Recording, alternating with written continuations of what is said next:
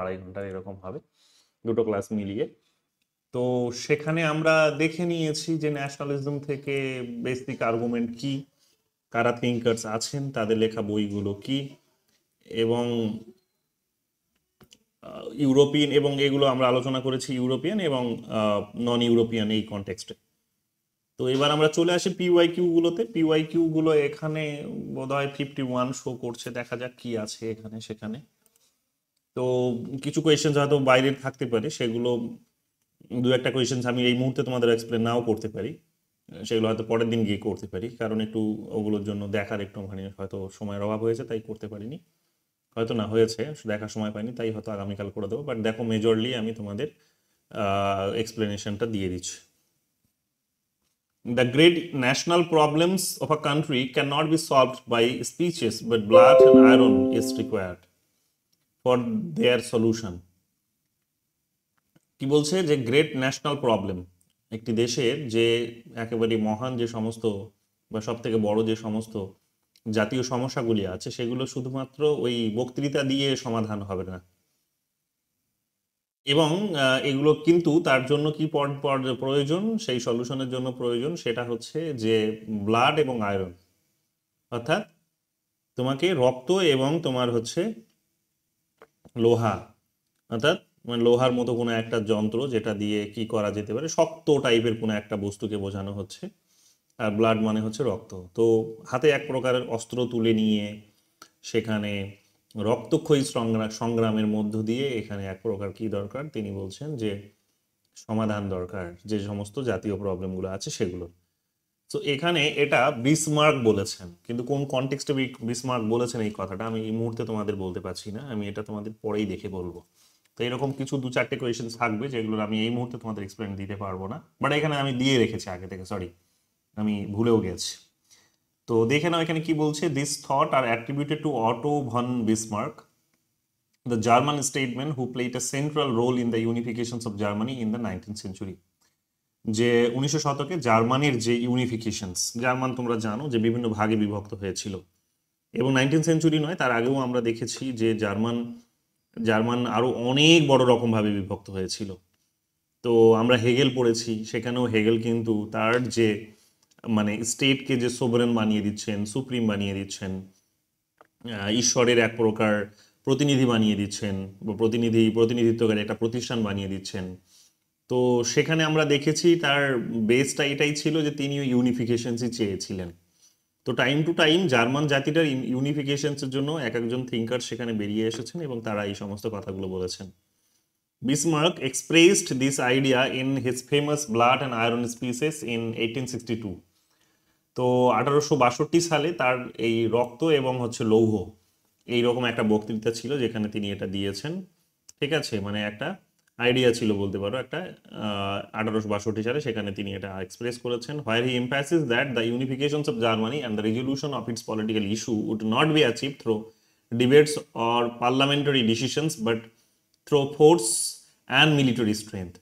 যে তাহলে ব্লাড বলতে যেটা বোঝাতে চেয়েছে সেটা হচ্ছে একটা সিম্বল হিসেবে ব্যবহার করেছে, কিন্তু সেই ব্লাডটিকে এখানে ব্লাডের পর্যায়ে যেটিকে যারা নিয়ে যেতে পারে সেটা হচ্ছে মিলিটারি এবং আমাদের ফোর্স, একেবারে সামরিক শক্তি যেটাকে বলা হচ্ছে।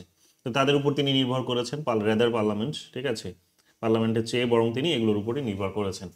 This philosophy guided his real politic approach. Real পলিটিকটাকে অনেক সময় রিয়েলিজমের সঙ্গে তুলনা করা হয়, বা তুলনা মানে ওটাইকেই নির্দেশ করছে। তো রিয়েলিজম মানে হচ্ছে যে যেখানে তোমার বক্তৃতা দিয়ে কাজ হবে সেখানে বক্তৃতা দাও, আর যেখানে তোমার অস্ত্র প্রয়োগ করতে হবে সেখানে অস্ত্রই প্রয়োগ করো। তো আমরা দেখেছি যে সেখানে রিয়েলিজম দেখবে তোমরা এক প্রকার এই কারণে স্টেটগুলোর যে যে আইডেন্টিটি সেটাকে তারা তুলে ধরার চেষ্টা করে, এবং তার সাথে সাথে স্টেটের পাওয়ারটি ফোর্সটিকেও তারা কিন্তু রিকগনিশন দেয়। এবং আমরা তার সাথেই দেখেছি যে সেই স্টেটের পাওয়ার এবং ফোর্সের সঙ্গে তিনি সরাসরি মিলিটারি ফোর্সের কথা, নিউক্লিয়ার ফোর্সের কথা, এগুলোকে আমরা মোটামুটিভাবে তাদেরকে বলতে শুনি, মোটামুটি না, এগুলোই তাদের হচ্ছে বেসিক প্রিন্সিপাল। তো রিয়েল পলিটিক্সে যখন এই ধরনের অস্ত্রের কথা বলা হচ্ছে তখন স্বাভাবিকভাবে বুঝতেই পারছো যে সেটা বিসমার্কের আইডিয়ার সাথে অনেকটাই সিমিলার, কাজে এক প্রকার রিয়েলিস্ট থিঙ্কার্স আমরা তাকে বলতে পারি। Where pragmatic and power-oriented policies took precedence over ideological or moral considerations, যে নৈতিক বা মতাদর্শগত যে ধারণাগুলো ছিল সেগুলো অনেক বেশি, তার থেকেও বেশি অনেক বেশি হচ্ছে প্র্যাগম্যাটিক ছিল যেগুলো, বা আরো অনেক বেশি শক্তিশালী অস্ত্র যেগুলো, সেটা হচ্ছে যে পাওয়ার ওরিয়েন্টেড পলিসিস। প্র্যাগম্যাটিক এবং পাওয়ার ওরিয়েন্টেড পলিসিস, যে আদর্শবাদী কথা বললাম এটা হলে ভালো হয় ও সেটা হলে ভালো হয় তা কিন্তু নয়।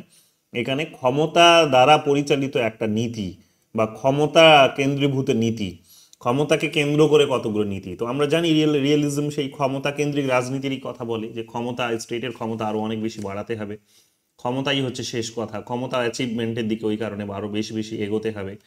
তো এই সমস্ত বিষয়গুলো আমরা দেখতে পাচ্ছি। সেকেন্ড এখানে কি বলছে, which of the following books are by which of the following book are books are by Benedict Anderson. তো আমরা এখানে দেখে নাও, A C D বলছে। আমরা একটা বইয়ের নাম দেখেছি, ইমাজিন কমিউনিটি। তো লাইফ বিয়ন্ড কম্প্যারিজন এটা তার ছিল না, ল্যাঙ্গুয়েজ অ্যান্ড পাওয়ার হবে, আর স্পেক্ট্রার অফ কম্প্যারিজন। তো বেনেডিক্ট অ্যান্ডারসনকে আমরা জাতীয়তাবাদী একজন থিঙ্কার্সের মধ্যেই পড়লাম, সেখানে আমরা ইমাজিন কমিউনিটির ধারণাটা তার পড়েছি। সো বাকিগুলো এখানে দেখে নিতে পারো, এখানে দেওয়াই হয়েছে। Life beyond comparison is written by Nabin Kumar Cheguri, এনার লেখা, এবং বেনেডিক্ট অ্যান্ডারসনের যে সমস্ত পাবলিকেশনসগুলো আছে সেগুলো এখানে দেওয়া আছে, ভালো করে দেখে নিও। মেটেরিয়ালসে তোমাদের বোধহয় একটা বা দুটোই ছিল, বাকিগুলো এখান থেকে নোট করে নিতে পারো, যেহেতু কোয়েশ্চেন্স এইভাবেও আসছে। সো এইভাবেও প্রশ্নগুলো মাথায় রাখতে পারো, এবং এগুলো এসেছে কোথায়, প্রেসিডেন্সি ইউনিভার্সিটির মাস্টার্স এন্ট্রান্স টেস্টে এসেছে 2018 সালে। সো কাজেই তোমাদের ওয়েস্ট বেঙ্গল স্টেটের জন্য ওই প্রশ্নটা খুব গুরুত্ব হতে পারে। কিংবা বারবার তো শুধু বেনেডিক্ট অ্যান্ডারসনের ইমাজিন কমিউনিটির ধারণাটাই জানতে চেয়েছে, হতেই পারে নেটে হয়তো এই কোয়েশ্চেন্সটাকে কপি পেস্ট করেছে, হতেও পারে। সো ভালো করে দেখে নাও, একবার যখন এসে গেছে বুঝতেই পারছো, তার মানে সবই সবই তার বুক, বা অ্যাটলিস্ট এখানে যেগুলো তিনটে মেনশন করেছে সেগুলো খুব ইম্পর্টেন্ট। সো একবার দেখে নাও, কাজে আসতে পারে। কি কি বলছে এখানে, imagine communities reflections on the origin and spread of nationalism 1983। এটা বলছে কি, this is Anderson most influential work, যেটা খুবই প্রভাবকারী একটা বই বলতে পারো বা কাজ বলতে পারো, where he introduce the concept of imagine communities to explain how nations are socially constructed.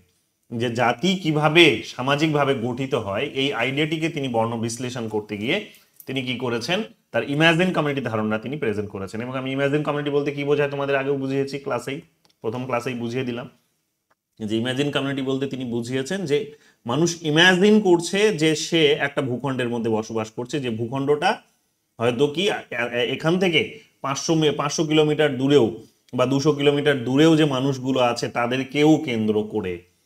তো অত দূরের এরিয়া এবং ওই সমস্ত রিজিয়নের মানুষগুলোকে কেন্দ্র করেও তার নিজের জাতি। তো এইরকম ভাবে সেই সমস্ত মানুষগুলোর সাথে সে নিজেকে কানেক্ট করছে ইমাজিনেশনের মাধ্যমে।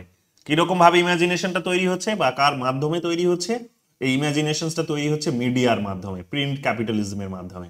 প্রিন্ট ক্যাপিটালিজম, বিশেষ করে মিডিয়া, যে প্রিন্ট মিডিয়া, যে বিভিন্ন খবর, বিভিন্ন পত্র পত্রিকা, বিভিন্ন বই, জার্নাল, যেখানে যা তারা পাচ্ছে, যে সমস্ত গল্পগুলো তাদের নিজেদের ওই ভূখণ্ডের, একই ভূখণ্ডের অংশকে শেয়ার করে, একই নামকে শেয়ার করে, যে সমস্ত মানুষগুলো, তাদের যখন ইতিহাস, তাদের যখন গল্প, তাদের যখন বেদনা, তাদের যখন দুঃখ দুর্দশা, তাদের যখন ইমোশনস, এগুলো যখন শুনতে পারে, শোনার সুযোগ হয়, তখন একটা ইমাজিনেশন তৈরি হয়, যে আমি হয়তো পুরো রিজিয়ন্সটাকে দেখিনি, আমি হয়তো পুরো অঞ্চলের সমস্ত মানুষকে দেখিনি, তাদের সাথে আমি পরিচিত নই, বাট না হলেও আমি ইমোশনালি তাদের সাথে কিন্তু ভীষণই রকমভাবে attached.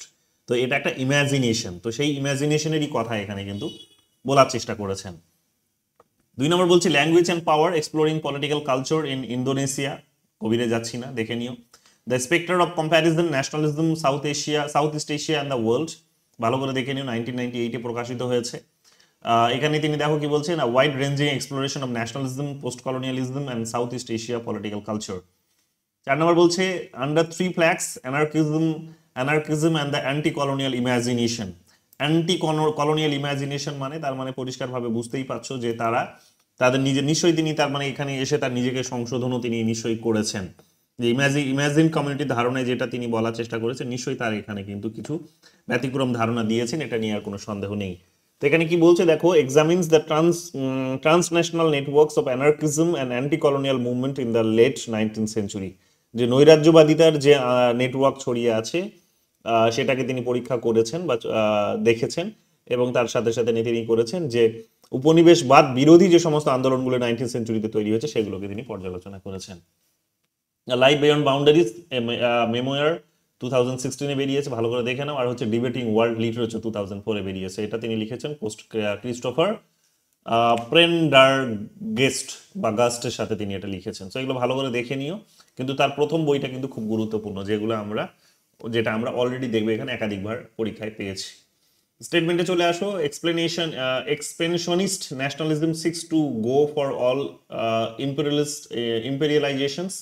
Expansionist nationalism seeks to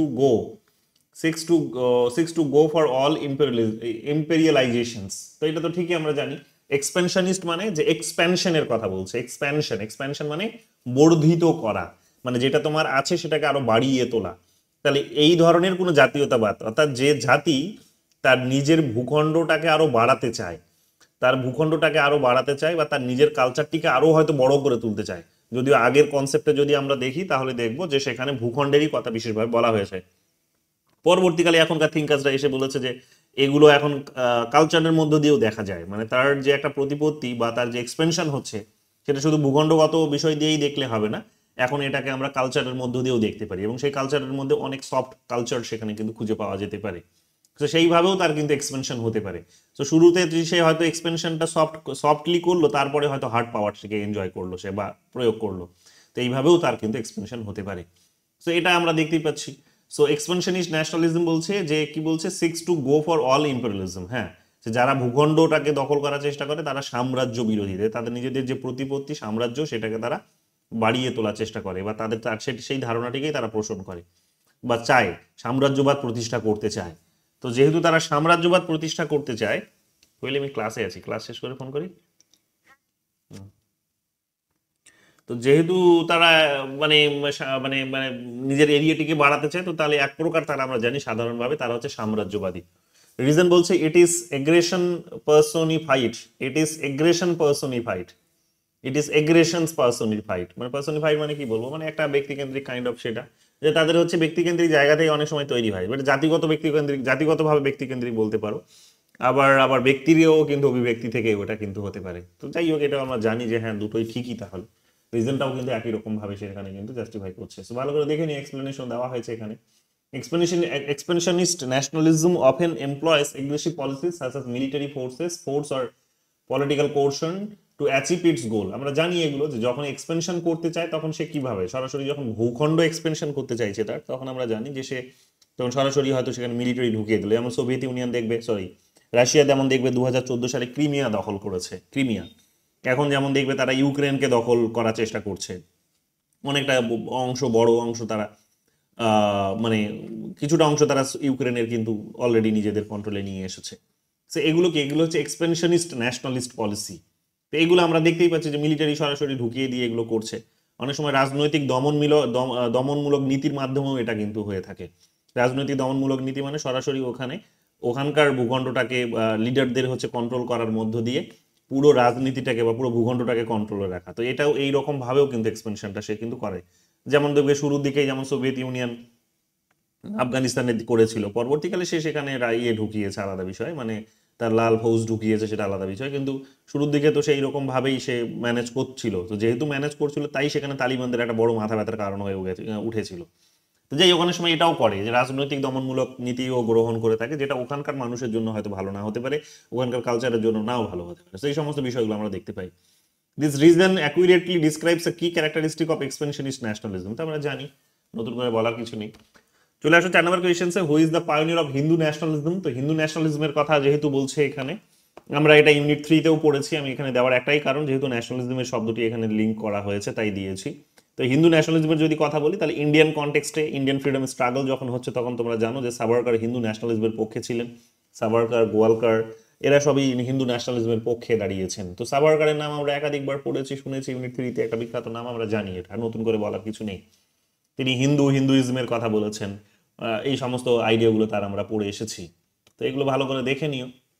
তার হিন্দুত্ব আইডিওলজি বলে যেটা আছে, সেখানে আমরা দেখেছি হিন্দুত্ব হু ইজ হিন্দু বলে 1923-তে তিনি একটা বই লিখেছিলেন, খুব গুরুত্বপূর্ণ। মাতৃভূমি পুণ্যভূমির কনসেপ্ট তিনি দিয়েছিলেন, মাতৃভূমি, পিতৃভূমি আর পুণ্যভূমি, এই 3টে আইডিয়াও তিনি দিয়েছিলেন। এটাও ভালো করে মাথায় রেখো, এক্সপ্লেনেশনগুলো দেখে নিও, ডিটেলসে যাচ্ছি না। কংগ্রেসের এবং তার যে সেকুলারিস্ট ন্যাশনালিজমের যে আইডিয়া ছিল সেগুলোকে তিনি কঠোরভাবে নিন্দা করেছেন। ইন্ডিপেন্ডেন্ট মুভমেন্টে তিনি একটা বড় পার্ট রেখেছিলেন শুরুর দিকে। পরবর্তীকালে আমরা দেখবো যে ধীরে ধীরে তিনি নিজেকে যত বেশি না ন্যাশনালিস্ট, তার থেকে বেশি বলা যেতে পারে যে জাতীয়তা মানে হিন্দু একটা কট্টর একটা মানে ব্যক্তি হিসেবে তিনি নিজেকে প্রতিষ্ঠা করলেন বা একটা অ্যাক্টিভিস্ট হিসেবে প্রতিষ্ঠা করলেন।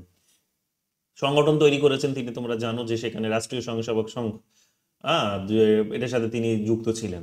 ঠিক কি বলছে, দো not directly involve in this foundation, মানে এটার সাথে তিনি এটার প্রতিষ্ঠার সঙ্গে সরাসরি যুক্ত ছিলেন না, কিন্তু তার মানে আলোচনা, তার যে চিন্তা ভাবনা সেগুলো দ্বারা ভীষণ রকমভাবে এই অর্গানাইজেশন প্রভাবিত হয়েছিল এবং হিন্দু মহাসভার সঙ্গে তিনি জড়িতও ছিলেন। তো এগুলো আমরা জানি, এগুলো সবই তোমরা পাবে। এখন যার লিগাসিটা ক্যারি করছে ভারতীয় জনতা পার্টি, এগুলো তোমরা নতুন করে আর বলার কিছু নেই, তোমরা এগুলো জানো, তাকেই এক প্রকার আইকন হিসেবে তারা মানে। 5 নম্বর বলছে, who among the following equated nationalism with thoughtless emotionalism. ন্যাশনালিজমকে কে এখানে থটলেস ইমোশনালিজম হিসেবে দেখেছেন? থটলেস মানে কোনো চিন্তা ভাবনা নেই। থট মানে যে চিন্তা ভাবনা, চিন্তা ভাবনা মানে সেখানে একটা র্যাশনালিটি থাকে, যুক্তি থাকে। চিন্তা যখন করি আমি তখন সেটা যুক্তি দিয়েই করি। তো চিন্তা বা চিন্তাহীন এক প্রকার আবেগ হিসেবে তিনি দেখিয়েছেন জাতীয়তাবাদকে কে। তো এম এন রয় এটা এক প্রকার সমালোচনা হিসেবে তিনি এটা মানে মানে সমালোচনা করতে গিয়ে এটা বলেছেন। এবং তোমরা দেখবে অনেক যারা হচ্ছে বামপন্থী আছেন তারা এই ন্যাশনালিস্ট আইডিওলজিগুলোকে এরা এতটা সমর্থন করেও না, কারণ ন্যাশনালিস্ট আইডিওলজি মানেই হচ্ছে যে মানুষকে এক প্রকার তার মধ্যে যে যুক্তি আছে সেই যুক্তিগুলোকে খণ্ডন করা। এবং এই জাতীয়তাবাদীর যেহেতু যে আলটিমেট টার্গেটটা হচ্ছে স্টেটের এক প্রকার এক্সপেনশনিস্ট পলিসি, তো সেগুলো এক প্রকার দেখা যাবে কি যে সেগুলো স্টেটের একটা কোর্সিভ পাওয়ারকে সেখানে শক্তিশালী করে দেয়। তো এই কারণে এরা লজিক্যালি দেখবে অনেক সময় কি করে যে জাতীয়তাবাদের ধারণা দিয়ে, যেহেতু রাষ্ট্র শক্তিশালী হয় তো সেই কারণে তিনি এগুলোকে মানতেও চান না। আর যেখানে মানুষের যুক্তির অভাব ঘটে বা যুক্তির যেখানে এক প্রকার মানে অবক্ষয় দেখা যায়, তো সেই সমস্ত জায়গাগুলোকে তিনি পরিহারই করার কথা বলেছেন, বা অনেকেই এই ধরনের আইডিওলজির মধ্যে তারা বামপন্থীদের মধ্যে অনেকে এগুলোকে পরিহার করার কথা বলেছেন। তো এই কারণে থটলেস ইমোশনালিজম হিসেবে সেটাকে তিনি দেখিয়েছেন। যেমন ধর্মের মধ্যে জিনিসটাকে দেখতে পাওয়া যায় যে ধর্ম মানুষ আবেগের সঙ্গে পালন করে, ধর্ম মানুষ নিজের নিজের যুক্তি প্রয়োগ না করেই সমস্ত কিছুকে সত্য বলে ধরে নিয়ে কিন্তু আবেগের সঙ্গে সেগুলোকে পালন করে। অনেকের কাছে ন্যাশনালিজমটাও কিন্তু ঠিক সেই রকমই, যে এখানে যুক্তির কোনো প্রয়োগ নেই, এটা একটা আবেগের জায়গা থেকে কিন্তু এটা পরিচালিত হয়। এবং এই জায়গাতেই একটা বড় সমস্যা হয় কি, যে মানুষকে অন্ধ করে দেওয়াটা যখন ইজি হয়ে যায় তখন তাকে এক্সপ্লয়েট করাটাও ইজি হয়। তো যেহেতু এটা এক্সপ্লয়টেশনসেরই এক প্রকার একটা জায়গাকে শক্তিশালী করে বা একটা সেন্ট্রালাইজ করে বিষয়টিকে, তো সেই কারণে অনেকে এদের মতো কিন্তু সেটাকে সমালোচনাও করেছেন। সো ভালো করে দেখবে। 6 নম্বর বলছে, the term vaccine ইন্টারন্যাশনালিজম denotes. Vaccine ইন্টারন্যাশনালিজম মানে হচ্ছে কি বলছে, ইকুইটেবল ডিস্ট্রিবিউশন অফ ভ্যাকসিন। কেরলে এসেছে রিসেন্ট কোয়েশ্চেন্স, ভালো করে দেখে নাও, তোমাদেরও হয়তো আসতে পারে ওয়েস্ট বেঙ্গল সেটে বা নেটে। ভ্যাকসিন ইন্টারন্যাশনালিজম মানে যে তুমি মানুষকে ভ্যাকসিন দাও, মানে যেটা তোমরা দেখলে যে লেটেস্ট কোয়েশ্চেন, যেহেতু তার মানে করোনা পিরিয়ডে যেটা হয়েছে সেটার কথা বলছে, যে মানুষকে ভ্যাকসিন দাও দিয়ে তুমি যে আন্তর্জাতিকতার একটা মন্ত্র ছড়িয়ে দেওয়ার চেষ্টা করো। এবং আমরা ভারতবর্ষ সেটাই করেছি। অনেকে যদিও এটা ইন্টারন্যাশনাল স্কলারদের মধ্যে অনেকে এটা নিয়ে সমালোচনাও করেছে যে ভারতবর্ষ তার সে এমন একটা সময়ে দয়ার ভাব সঞ্চার করছে বা দয়া দেখাচ্ছে বা তার সফট কালচারকে তুলে ধরার চেষ্টা করছে, করে সে নিজে বড় হওয়ার চেষ্টা করছে গোটা বিশ্বের কাছে, যখন তার নিজেরই একটা বড় জনসংখ্যা কিন্তু ভ্যাকসিনের অভাবে কিন্তু এখানে ভুগছে, ভ্যাকসিন পাচ্ছে না, ব্ল্যাক মানি, সেখানে ভ্যাকসিনের একটা বড় ধরনের রাজনীতি হচ্ছে, দুর্নীতি হচ্ছে। একটা বড় প্রয়োজনীয়তা যখন নিজের দেশেই আছে তখন সে এইরকম ভাবে গোটা বিশ্বকে বিলিয়ে দিয়ে যে আন্তর্জাতিকতাবাদের পরিচয় দেওয়ার চেষ্টা করেছে, সেটা কিন্তু খুব একটা ভালোভাবে নেয়নি। বাস্তববাদী থিঙ্কার্সরা অনেকে এটাকে খুব ভালোভাবে নেয়নি, যেটা আমাদের না করলেও বোধহয় হতো। যাই হোক, এই সমস্ত বিষয়গুলো অনেকে কিন্তু ফোকাস করেছে। বাস্তববাদীরা জানো যে জাতীয়তাবাদকেই বেশি ফোকাস করে, আন্তর্জাতিকতাবাদের মতো ধারণাগুলিকে তারা এতটা মান্যতা দেয় না। সো স্বাভাবিকভাবে তারা কিন্তু এগুলোকে অনেক প্রকার সমালোচনাও করেছে। হু among the following equated nationalism with thoughtless, আবার নতুন করে বলার কিছু নেই। আর যেটা বললাম যারা সমালোচনা করে তার মধ্যে যেমন টিভি পলের নাম তোমরা পাবে, যার একটা বই আমি রিসেন্টলি এখন রিভিউ করছি, রিভিউটাও হয়তো একটা ভালো জায়গা থেকে বেরোবে দেখবে, তো সেখানে পড়তেও পারবে। তো যাই হোক, এত ডিটেলসে হয়তো আমি সেগুলো মেনশনও করবো না, কিন্তু সেখানে দেখবে যে এই বইটাতে তিনি, আমি দেখছিলাম কিছুদিন আগে যখন পড়ছিলাম, কোথাও একটা দেখছিলাম কোনো একটা পেজে তিনি ওটাকে কিন্তু সমালোচনা করেছেন যে ইন্ডিয়া তার নিজের সফট কালচারটিকে যেভাবে ইনক্রিজ করতে চাইছে সেটা কিন্তু খুব একটা ভালোভাবে মানুষ নেয়নি, মানে তার নিজের দেশের জন্য কিন্তু এটা খুব একটা ভালো কিছু হয়নি। কারণ এটা তার কাছে একটা বড় সুযোগ ছিল তার নিজের জাতিকে, বরং এত বড় একটা জনসংখ্যার কিন্তু রাষ্ট্রের প্রতি আরও বেশি তাকে মানে মানুষকে লয়াল করার একটা কিন্তু সুযোগ ছিল। কারণ তার নিজের জনগণ তার নিজের দেশের সরকার বা তার রাষ্ট্রকে যত বেশি তার উপর ভরসা তৈরি হবে তত বেশি কিন্তু সে কিন্তু আহ, রাষ্ট্রের কথা শুনে চলবে, রাষ্ট্রের প্রতি আনুগত্য প্রদর্শন করবে, এবং এটা কিন্তু একটা বড় ওয়ার্কফোর্স হিসেবে কিন্তু কাজে আসতে পারে। লিডারের একটা বড় রোলও কিন্তু সেটার মধ্যে দিয়ে মানে মানে উঠে আসতে পারে, এবং এই ধরনের লিডারশিপই কিন্তু তার জাতিকে উন্নতির পথে নিয়ে যেতে পারে। কিন্তু আমরা দেখেছি যে এই বইটাতেই দেখবো অনেক সময় এটাই বলেই সমালোচনা করা হয়েছে যে এই সময় ভারত সরকার তার নিজের দেশের জনগণকেই ভ্যাকসিন দিতে ব্যর্থ হয়েছে, কিন্তু বিদেশে প্রচুর সেখানে সাপ্লাই করেছে। তো এটা করে যে বার্তাটা দিয়েছে সেটা হয়তো অনেক ভালো হয়তো একটা বার্তা, কিন্তু কথাটা হয়েছে যে এটা বাস্তবিক কোনো বার্তা নয়। যখন তোমার টার্গেট হচ্ছে যে তোমাকে একজন মেজর পাওয়ারের মধ্যে ঢুকতে হবে, বা মেজর পাওয়ারের মধ্যে তুমি আছোই, কিন্তু গ্রেট পাওয়ারটা তোমার একটা টার্গেট যখন, তখন এই বার্তাগুলো খুব একটা ভালো নয়। অত্যধিক বেশি এখানে যদি জাতীয়তাবাদী হতে পারতো তাহলে সেটা অনেক বেশি ভালো হতো। সো মানে according to the need of the state, তো ওই হিসেবে এখানে বলার চেষ্টা করেছে। সো এগুলো পাবে তোমরা। চলে আসো এখানে, দেখবে what is the main difference between nationalism and ইন্টারন্যাশনালিজম।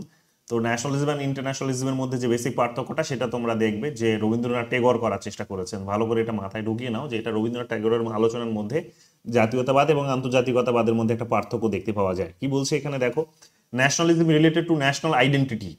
তো এটা তো হবেই যে জাতীয়তাবাদ যখন বলছি তখন একটা জাতির পরিচয়কে কেন্দ্র করে জাতীয়তাবাদ গড়ে উঠছে। তো এটা তো একটা সাধারণ বিষয়, আর এখানে লুকোনোর কিছু নেই, না বোঝারও কিছু নেই। সেকেন্ড বলছে ইন্টারন্যাশনালিজম ইজ ইউনিভার্সাল ব্রাদারহুড। এটাও ঠিক যে আন্তর্জাতিকতাবাদের যখন কথা বলছি তখন আমি তখন যে ভাইচারার কথা বলছি, আন্তর্জাতিক একটা প্রকার বলতে পারো যে আন্তর্জাতিক সৌভ্রাতৃত্বের কথা বলছি আমি। তো আন্তর্জাতিকতাবাদ মানে তো সেটাই যেটা আমি এক্ষুনি বলছিলাম তোমাদের করোনার পিরিয়ডে যে ভ্যাকসিনেশন সাপ্লাই করেছে যেভাবে গোটা বিশ্ব জুড়ে আমাদের সরকার। তো সেই প্রসঙ্গেই এখানে কিন্তু বলা হচ্ছে nationalism is greater than ইন্টারন্যাশনালিজম। Nationalism is greater than ইন্টারন্যাশনালিজম, না, কখনো হতে পারে না। ন্যাশনালিজম একটা সংকীর্ণ আইডিয়া, একটা ছোট ভূখণ্ডের মধ্যে আইডিয়া। ইন্টারন্যাশনালিজম অনেক বড় আইডিয়া, ইউনিভার্সাল একটা আইডিয়া। তো ন্যাশনালিজম বড় না এটা বলা যাবে না, ইন্টারন্যাশনালিজমটা অনেক বড়। ইন্টারন্যাশনালিজম মানে সমস্ত রাষ্ট্র তার মধ্যে সমাহিত হয়ে যায়, কিন্তু যখন ন্যাশনালিজম বলছি তখন সেটা পার্টিকুলার একটা স্টেটের আইডেন্টিটির কথা বলা হচ্ছে, যেটা উপরের নাম্বার পয়েন্টে দেখলে। কাজে এটা ভুল হবে। Nationalism is based on the negation of ইন্টারন্যাশনালিজম, না এটাও না। ইন্টারন্যাশনাল বরং nationalism is based on the negation of ইন্টারন্যাশনালিজম, না, বরং উল্টোটা বলেছে। ইন্টারন্যাশনালিজম ইজ নেগেশন অফ ন্যাশনালিজম, এটা হতো যে জাতিকে যখন তুমি মানে জাতীয়তাবাদের ধারণাটিকে যখন তুমি মডিফাই করবে, আরো যখন উন্নতি করবে, তার যখন তুমি আরো মানে কি বলবো যে মানে নতুন করে তার যখন মানে কি বলবো যে এটাকে ডেভেলপমেন্ট দেবা, প্রজন্মটাকে যখন দেখার চেষ্টা করবো, তখন তার প্রজন্মটা হচ্ছে ইন্টারন্যাশনালিজম। ন্যাশনালিজমের আইডিয়াতে যখন মানুষ তার সমস্ত চিন্তা ভাবনা বা তার সমস্ত তার ডেভেলপমেন্ট ইনশিওর করতে পারে না, তখন মানুষ চেষ্টা করে কি যে তার থেকেও তাহলে একটা যদি বড় কিছু স্বীকার করা যায়, তৈরি করা যায়। এটা খানিকটা তোমরা হেগেলের যে আইডিয়াটা ছিল সেখানেও পাবে। হেগেল বলেছিলেন যে প্রথমে ফ্যামিলি, তারপরে সেখানে সিভিল সোসাইটি, তারপরে সেখানে গড়ে উঠলো স্টেট। ধাপে ধাপে এই কথাটা তিনি বলেছিলেন। তো স্টেটের পর্যায়ক্রমে স্টেটের তৈরি হয়েছে এটা তিনি বলেছিলেন হেগেল, তাই না? যে ফ্যামিলির মধ্যে যখন তার সমস্ত নিডগুলো পূরণ হচ্ছে না, তখন আমরা কি দেখতে পাচ্ছি যে তখন সে সিভিল সোসাইটিতে পা রাখছে। কিন্তু সিভিল সোসাইটিতে যখন সে পা রাখছে তখন অফকোর্স ফ্যামিলিতে যে সমস্ত নিডগুলো পূরণ হতো না তার অনেক কিছুই সে সোসাইটির মধ্যে থেকে হয়তো পূরণ করতে পারছে, এটা ঠিকই। কিন্তু এখানে একটা সম্পর্কের টানাপোড়েন দেখা যায়, কি না, ফ্যামিলি আর হচ্ছে সিভিল সোসাইটির মধ্যে। তো এই টানাপোড়েনটিকে মিটিগেট করার জন্য বা সমাধান করার জন্য আমরা কি দেখতে পাই যে একটা থার্ড ফ্যাক্টর এখান থেকে বেরিয়ে আসে, সমাধান যিনি করেন, দায়িত্ব নিয়ে দুজনের বস হিসেবে দায়িত্ব পালন করেন। তো সেটা হচ্ছে স্টেট। তাহলে এই এদেরই নেগেশনসটা হচ্ছে এক প্রকার বলতে পারো, বা সিভিল সোসাইটির নেগেশনসটা হচ্ছে এখানে কিন্তু স্টেট। ঠিক একই রকম ভাবে এখানে ন্যাশনালিজমের থেকে যেহেতু হচ্ছে ইন্টারন্যাশনালিজম বড়, এবং আরো অনেকটা বড় সেক্টরে মানুষ আরো বড় রকম ভাবে তার নিজের ইন্টারেস্টগুলোকে ফুলফিল করার একটা সুযোগ পায়, তখন ইন্টারন্যাশনালিজম হচ্ছে নেগেশনস অফ ন্যাশনালিজম, কিন্তু এখানে উল্টোটা বলেছে। সো এগুলো কিন্তু ভালো করে দেখে নিও। এরপরে চলে আসো কি বলছে, 9 নম্বর বলছে who said nationalism is a menace of civilization. Nationalism is a menace of civilisation.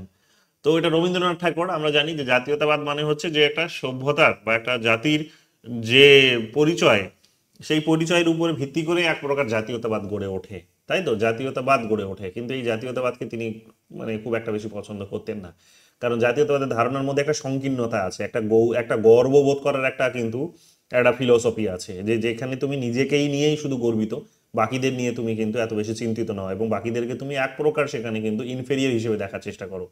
মানে এখানে ওই মাঝের রাস্তা বলে কিছু হয় না, এখানে আইদার নইলে অর, এটাই হয়।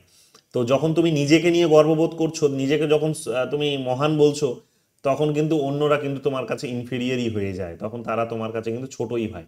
তো স্বাভাবিকভাবে আমরা দেখতে পাবো যে এই কথাটি রবীন্দ্রনাথ টেগোরের, যেটা ন্যাশনালিজম নিয়ে তিনি বলেছেন। তো এই ভালো করে এটাকে মুখস্থ করে নাও এক প্রকার, লেটেস্ট যেহেতু কোয়েশ্চেন, তো রিপিট হতেই পারে সেটে বা নেটে। 10 নম্বর কি বলছে, what was the biggest challenge before African nationalism. তো আফ্রিকান ন্যাশনালিজমের জাতীয়তাবাদের সব থেকে বড় চ্যালেঞ্জ ছিল কি? বড় চ্যালেঞ্জটা হচ্ছে এখানে লিঙ্গুইস্টিক না, তাদের ল্যাঙ্গুয়েজের একটা বড় প্রবলেম নয়, ইকোনমিক না, ইকোনমিটাও তাদের প্রবলেম, ট্রাইবাল আর রিলিজিয়ন না।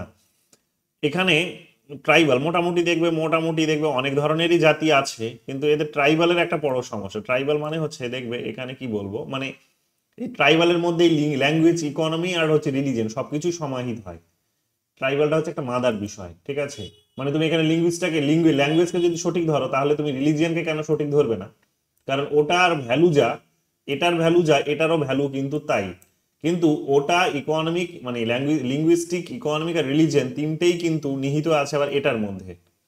ট্রাইবাল যখন বলবে তখন তুমি দেখবে যে প্রত্যেকটা ট্রাইবাল গ্রুপের আলাদা আলাদা ল্যাঙ্গুয়েজ আছে, প্রত্যেকটা ট্রাইবাল গ্রুপের দেখবে আলাদা রিলিজিয়ন আছে, প্রত্যেকটা আলাদা গ্রুপের দেখবে আলাদা সোশ্যাল প্র্যাকটিস আছে, প্রত্যেকটা আলাদা গ্রুপের দেখবে ইকোনমিক ইকোনমিক ডেভেলপমেন্টসগুলো এক এক রকমের, তাদের এক এক রকমের কালচার রয়েছে ইন জেনারেল। সো ফলে দেখবে যে তাদের এই ট্রাইবাল হওয়াটাই একটা বড় ধরনের একটা সমস্যা হয়ে দাঁড়িয়েছে, যে তারা এত বেশি সেগ্রিগেটেড, এত বেশি তারা যে সেখানে ডিফ্র্যাক্টেড, যে সেখানে তাদের মধ্যে ইউনিটিটারই অভাব হয়েছে। আর এই কারণেই তারা কিন্তু আফ্রিকান ইউনিটি বলে একটা অর্গানাইজেশনও ফর্ম করেছিল। সো জানো তোমরা এগুলো, তো এই ইউনিটিরই একটা প্রবলেম বা ঘাটতি এখানে দেখা যায়। ট্রাইবস একটা বড় সমস্যা, এবং এই ট্রাইবসটাও হচ্ছে আমরা জানি যে সেখানে ট্রাইবস মানেই হচ্ছে আমরা জানি যে পুরনো একটা নিয়মে জীবনযাপন করছে, সেখানে সেগুলো অনেক কিছু সেখানে আনসাইন্টিফিক। মানে বর্তমান দিনে সায়েন্স যতটা প্রোগ্রেস করে গেছে, মেডিসিন যতটা বা মেডিকেল যতটা প্রোগ্রেস করে গেছে, টেকনোলজি যতটা প্রোগ্রেস করে গেছে, সেখানে দেখা যাবে যে ওরা আনসাইন্টিফিক জীবনযাপন করে, বা মানে মেডিকেল সায়েন্সের বিপরীতে তারা জীবনযাপন করে। অনেক সময় দেখবে কোনো একটা পশুকে তারা ধরে তাকে তারা জ্যান্ত জ্বালিয়ে খেয়ে নিল, এটাও হয়। মানে এখানে কেউ সংকোচ বোধ করার কিছু নেই, কারণ সেটাই তাদের জীবনযাপন, এবং আমরা স্টুডেন্ট হিসেবে আমাদেরকে এটা কিন্তু মানে মেনে নিতে হবে যে তারা এটাই করে। তো এখন তারা যখন ওটা করছে, তখন দেখা যায় যে সরাসরি কোনো একটা পশুর যে সমস্ত অসুখ বিসুখগুলো আছে তার শরীরে, যে ভাইরাসগুলো আছে তাদের শরীরে প্রবেশ করে যায়, এবং সরাসরি তারা হিংসাও প্রয়োগ করে দেখে তাদের জীবনে অনেক সময় দেখা যায় কি যে খুব একটা বেশি মানে কি বলবো, লং হয় না তাদের জীবন। আবার দেখতে পাবে যে তারা বিভিন্ন সময় অসুখ বিসুখে যেমন তো জড়িয়ে পড়ছে, তার সাথে সাথে তোমরা দেখতে পাবে যে তারা পুরনো নিয়মে জীবনযাপন করছে দেখে তারা কি করে অনেক সময়, এটা বলতে পারো খানিকটা যে তারা মানে মডার্ন কোনো মানে মানে প্র্যাকটিস তাদের কাছে নেই, বা মডার্ন এডুকেশন তাদের কাছে নেই বলে দেখে তারা একটা সমস্যারও জায়গা তৈরি করেছে। সেটা হচ্ছে কি, যে আশেপাশে যে সমস্ত পশু পাখিরা আছে তাদেরকে তো সব তো খেয়ে শেষ করে দিচ্ছে। তো মুশকিলটা হচ্ছে যে এত একটা বাস্তুতন্ত্র কিন্তু একটা ক্রাইসিসের মধ্যে আসতে পারে। তো সেই কারণে আমরা যেমন হচ্ছে, আমরাও হয়তো একটা সময় ওই ধরনেরই জীবনযাপন করতাম, কিন্তু ধীরে ধীরে আমরা কি করেছি, প্যারালালি নিজেদের সার্ভাইভালের কারণে আমরা নতুন নতুন এরকম শাকসবজি খেয়ে, গাছপালা খেয়ে, ডালপালা খেয়ে আমরা কিন্তু নিজেরা বাঁচতে শিখে গেছি, বা আরো অনেক রকম ভাবে আমাদের নিজেদের কিন্তু সাস্টেনেবল ডেভেলপমেন্টের ভাবনাটিকে প্র্যাকটিস করতে পেরেছি। এগুলো তাদের মধ্যে একটা বড় ঘাটতি দেখতে পাবে। তো এগুলোই আলটিমেটলি তাদের একটা বড় পিছিয়ে থাকার কারণ হয়ে গেছে। যাই হোক, এগুলো তোমরা এখানে পাবে। 11 নম্বর বলছে কি দেখো, why is ethnic nationalism not considered to be compatible with liberalism. তো এথনিক ন্যাশনালিজম মানে জানো যে একটা ছোট্ট জাতিগোষ্ঠী, সেই জাতিগোষ্ঠীর নিজ জাতীয়তাবাদ মানে একটা সংকীর্ণ জাতীয়তাবাদ, ছোট জাতীয়তাবাদ। লিবারালিজমের সাথে সেটা কম্প্যাটিবল নয় কেন? আমরা এটা মাল্টিকালচারালিজম পড়তে গিয়ে এই ধরনের একটা কোয়েশ্চেন বা এই আইডিয়াটিকে আমরা পড়েছি। তো লিবারালিজম মানে হচ্ছে উদারতার কথা বলে। উদারতা মানে হচ্ছে আমরা জানি যে উদারবাদের একটা বড় বিশেষত্ব হচ্ছে, যেটার কারণে তাকে আবার নিন্দিতও হতে হচ্ছে এরকম এথনিক ন্যাশনালিস্ট পার্সপেক্টিভের কারণে বা মাল্টিকালচারালিস্টদের কাছে, যে সেটা হচ্ছে যে লিবারালসরা যখন স্বাধীনতার কথা বলে, ইমানসিপেশনের কথা বলে, গ্রোথের কথা বলে, ডেভেলপমেন্টের কথা বলে, গ্রোথের মাধ্যমে যে চুইয়ে পড়া ট্রিকল ডাউন অ্যাপ্রোচের যে ডেভেলপমেন্টের কথা বলছে, সেগুলোর সবটাই তারা বলছে রুটলেস করে, যে মানুষ যে তার যে যে জনগোষ্ঠীতে জন্মগ্রহণ করেছে, তার যে কালচারে জন্মগ্রহণ করেছে, সে যে ভাষায় কথা বলে, যে ধর্ম সে পালন করে, সেখান থেকে তাকে উপড়ে নিয়ে এসে কি করে, একটা নতুন একটা ডিসিপ্লিনে তাকে কিন্তু জীবনযাপন করতে বাধ্য করে। নতুন একটা ডিসিপ্লিনে যেহেতু জীবনযাপন করতে বাধ্য করে, তাহলে দেখা যায় কি যে সেখানে সে তার নিজের রুটলেস হয়ে যায়, রুট তার গোড়া, গোড়া থেকে সে কিন্তু একেবারেই দূরে চলে যায়। তো গোড়া থেকে দূরে চলে যাওয়ার একটা সিস্টেম তার মধ্যে কিন্তু দেখতে পাওয়া যায়। তো এই কারণে অনেকে এখানে সমালোচনা করে বলার চেষ্টা করে যে এথনিক ন্যাশনালিজমের যে আইডিয়া বা এথনিসিটির যে আইডিয়া, এথনিক কালচারের যে আইডিয়া, সেটাকে কিন্তু সেটার মধ্যে একটা বড় আঘাত তৈরি করার চেষ্টা করে বা আঘাত করে কিন্তু লিবারালিজম। সো এই কারণে এটা কম্প্যাটিবল নয়। তো এখানে বলছে কি not consider to be compatible with non nationalism. তো নট কম্প্যাটিবল যদি হয় তাহলে এখানে বলছে কি আবার সাপোর্ট করে না, সাপোর্ট তো করে না। তাহলে এথনিক ন্যাশনালিজম লিবারালিজমকে কি করে? Ethnic nationalism ethnic nationalism support nationalism না, সাপোর্টও করে না, কারণ লিবারালিজমের মতোই কিন্তু ন্যাশনালিজমের আইডিয়া। ন্যাশনালিজম মানে তোমাকে সমস্ত জাতির কনসেপ্টে ভাবতে হবে, মানে ন্যাশনালিজম মানে একটা বড় আমব্রেলা, লিবারালিজমের মতোই একটা বড় আমব্রেলা, একটা বড় আমব্রেলা। সেই আমব্রেলার আন্ডারে তোমার ধর্মীয়, তোমার একটাই পরিচয় যে তুমি হচ্ছে ভারতীয় নাগরিক, আর অন্য কোনো তোমার পরিচয় নেই। এবার যখন ভারতীয় নাগরিক বলছি আমি, তখন সেখানে দেখা যাবে যে আমি যদি আমাদের হিন্দু ল্যান্ডেরই কথা বলি, মানে ভারতবর্ষেরই কথা বলি, তাহলে দেখা যাবে যে এখানে majority of Hindu, majority of population Hindu. তাহলে যখন আমি জাতীয়তাবাদের একটা কথা বলে যখন আমি সকলকে একই আইডেন্টিটিতে নিয়ে আসার চেষ্টা করব, তখন দেখা যাবে যে বারে বারে সেখানে হিন্দু জনগোষ্ঠীর মানুষের লাভ হবে। যে সমস্ত এথনিক জনগোষ্ঠীরা আছে তারা তাদের নিজেদের ভাষাগত ভিন্নতার কারণে, ধর্মগত ভিন্নতার কারণে, তার কালচারগত ভিন্নতার কারণে সে দেখা যাবে কি সেই ন্যাশনালিজমের কিন্তু অনেক সুযোগ সুবিধাই সে পাবে না, অনেক সুযোগ সুবিধাই সে পাবে না। তো ফলে দেখা যাচ্ছে কি যে এখানে এথনিক ন্যাশনালিজমে যারা আছে তারা কিন্তু এই জাতীয়তাবাদকে কখনো সমর্থন করবে না, লিবারালিজমের মতোই। যে লিবারালিজমকে যেমন তারা সমর্থন করে না, এথনিক ন্যাশনালিস্টরাও সেই রকম বড় আমব্রেলা ন্যাশনালিস্টটাকে কিন্তু সমর্থন করে না। কেন? কারণ তারা বেনিফিটেড হয় না, তাদের ভাগের অংশটা খেয়ে নেওয়া হয়, বা তাদের নিজেদের যে পরিচয় বা স্বীকৃতি এথনিসিটি হিসেবে, সেটার স্বীকৃতি সেখানে থাকে না। তো সেই কারণে তারা এখানে সাপোর্ট করে বলেছে, কিন্তু এটা সাপোর্ট করে না হবে। যেহেতু সাপোর্ট করে বলেছে তাই এখানে এটাই ভুল হয়েছে। সেটা ভালো করে বুঝতে হবে যে ন্যাশনালিজম মানে সেখানে সমস্ত মানুষের একটাই আইডেন্টিটি যে তুমি ভারতীয়। কিন্তু তুমি ভারতীয় বলে দেখা যাবে যে যখন পলিসি গ্রহণ করা হয়, বা আমরা ভারতীয় বলে যখন পলিসি গ্রহণ করি, তখন দেখা যাবে যে তার বেনিফিটটা দেখা যাবে যে যারা মেজরিটি তাদের পকেটেই বেশি পৌঁছায়। কিন্তু যারা এথনিসিটি আছে, যারা মাইনরিটি আছে, যারা সংখ্যালঘু আছে, তারা কিন্তু এর লাভটা বেশি তুলতে পারে না বা পায় না, ইকুয়াল ডিস্ট্রিবিউশনসটা পায় না। এখন ভিন্নতার কারণেই সেটা সম্ভব, ভিন্নতা আছে বলেই সেটা পায় না। তো এই কারণে আমাদের মাথায় রাখতে হবে যে এরা এই কারণে এই ধরনের ন্যাশনালিস্ট আইডিয়ার কিন্তু ফিলোসফিক্যালি বিরোধিতা করে, irrespective of any particular minority, irrespective of any particular ethnicity, তারা কিন্তু এটার বিরোধিতা করে। অর্থাৎ ন্যাশনালিস্ট আইডিয়াটার কিন্তু, মানে আমি বলবো না যে কমপ্লিটলি বিরোধিতা করে, বাট তাদের একটা কিন্তু সমালোচনামূলক দৃষ্টিভঙ্গি অবশ্যই থাকে। সো এটা একটা তোমরা সাধারণ বিষয়, তোমরা এটা নিশ্চয়ই জানবে। ট্রাইবালস গ্রুপগুলো এই কারণে দেখবে। কিছু বলছো কেউ? হ্যাঁ, বলছিলাম এখানে তো স্পেসিফাই করে দিচ্ছে যে এথনিক ন্যাশনালিজম সাপোর্টস ন্যাশনালিজম, তো সেই অর্থে তো মানে এথনিক ন্যাশনালিজমকেই মনে হয় বোঝাচ্ছে। জি, তো এথনিক ন্যাশনালিজমকে সাপোর্ট করে না। এথনিক ন্যাশনালিজম ছোট্ট একটা তাদের একটা ভূখণ্ড, মানে ভারতবর্ষের মধ্যে ধরো না কোনো একটা জাতি গোষ্ঠী, তারা তাদের নিজেদের জাতির কথা বলছে, নিজেদের পরিচয়ের কথা বলছে। কিন্তু হ্যাঁ, হ্যাঁ, বুঝতে পেরেছি। ঠিক আছে, নট ওকে। কনসিডার বলেছে, হ্যাঁ ঠিক। তো এটা ব্রড লেভেলে তারা দেখছে না, তার কারণ তাদের লাভটা তো বড় লেভেলে হয় না ওই রকম ভাবে। তো তারা কেন দেখবে নিজেকে ওইটার মধ্যে? তো এটা তাদের একটা কিন্তু সমালোচনামূলক, এই কারণে বড় ন্যাশনালিজমের যে আমব্রেলা সেটাকে তাদের থাকে। It gives equal primacy to the rights of minorities and majority groups. এই যে নট কম্পিটিবল যেহেতু বলেছে, it gives equal primacy to the rights of minorities and majority groups. Equal primacy to the, এটাও ভুল, এটাও একটা ভুল প্রশ্ন বলবো। ইকুয়াল প্রাইমেসি দেয় না। মাইনরিটিসদেরকে যদি ইকুয়াল প্রাইমেসি দেবে মেজরিটিদের মতোই, তাহলে তারা আর আলাদা করে নিজেদের জাতিগোষ্ঠী চাইবেই বা কেন? প্রাইমেসিটা থাকে না বলেই প্রবলেমটা। তো এটা হবে না, এটাও হবে না। It is hostile two minority rights. It is, হ্যাঁ এটা ঠিক, it is hostile two minority. Hostile মানে বিরোধপূর্ণ, এটা ঠিক হবে। দেখো দুটো, এখানেও মাইনরিটি রাইটস বলেছে, এখানেও মাইনরিটি রাইটস বলেছে, তাহলে দুটো দু রকমের না, তাহলে যে কোনো এটা দুটোর মধ্যে তো যে কোনো একটা ঠিক হবে। দেখো ভালো করে পড়ো, ইট গিভস ইকুয়াল প্রাইমেসি বলছে, আর এখানে বলেছে টু কাকে? Rights of minorities. আর এখানে বলছে হস্টাইল টু মাইনরিটি রাইটস না, তাহলে যে কোনো একটা ঠিক হবে। কারণ এটা হ্যাঁ বলছে আর এটা না বলছে, তাহলে তো এখানে তোমাকে ভুলটা চুজ করতে হবে। তো ভুলটা এটা, ইকুয়াল প্রাইমেসি পায় না বলেই তো ওরা আলাদা জাতি গোষ্ঠী হিসেবে পরিচয় চায় নিজের।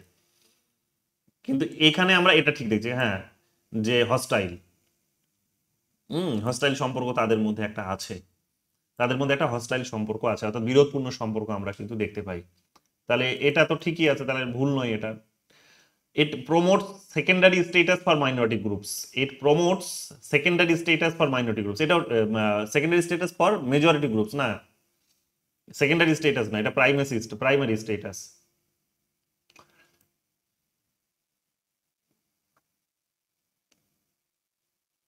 লিবারালিজম মেজরিটিকে এখানে বেশি গুরুত্ব দেয়,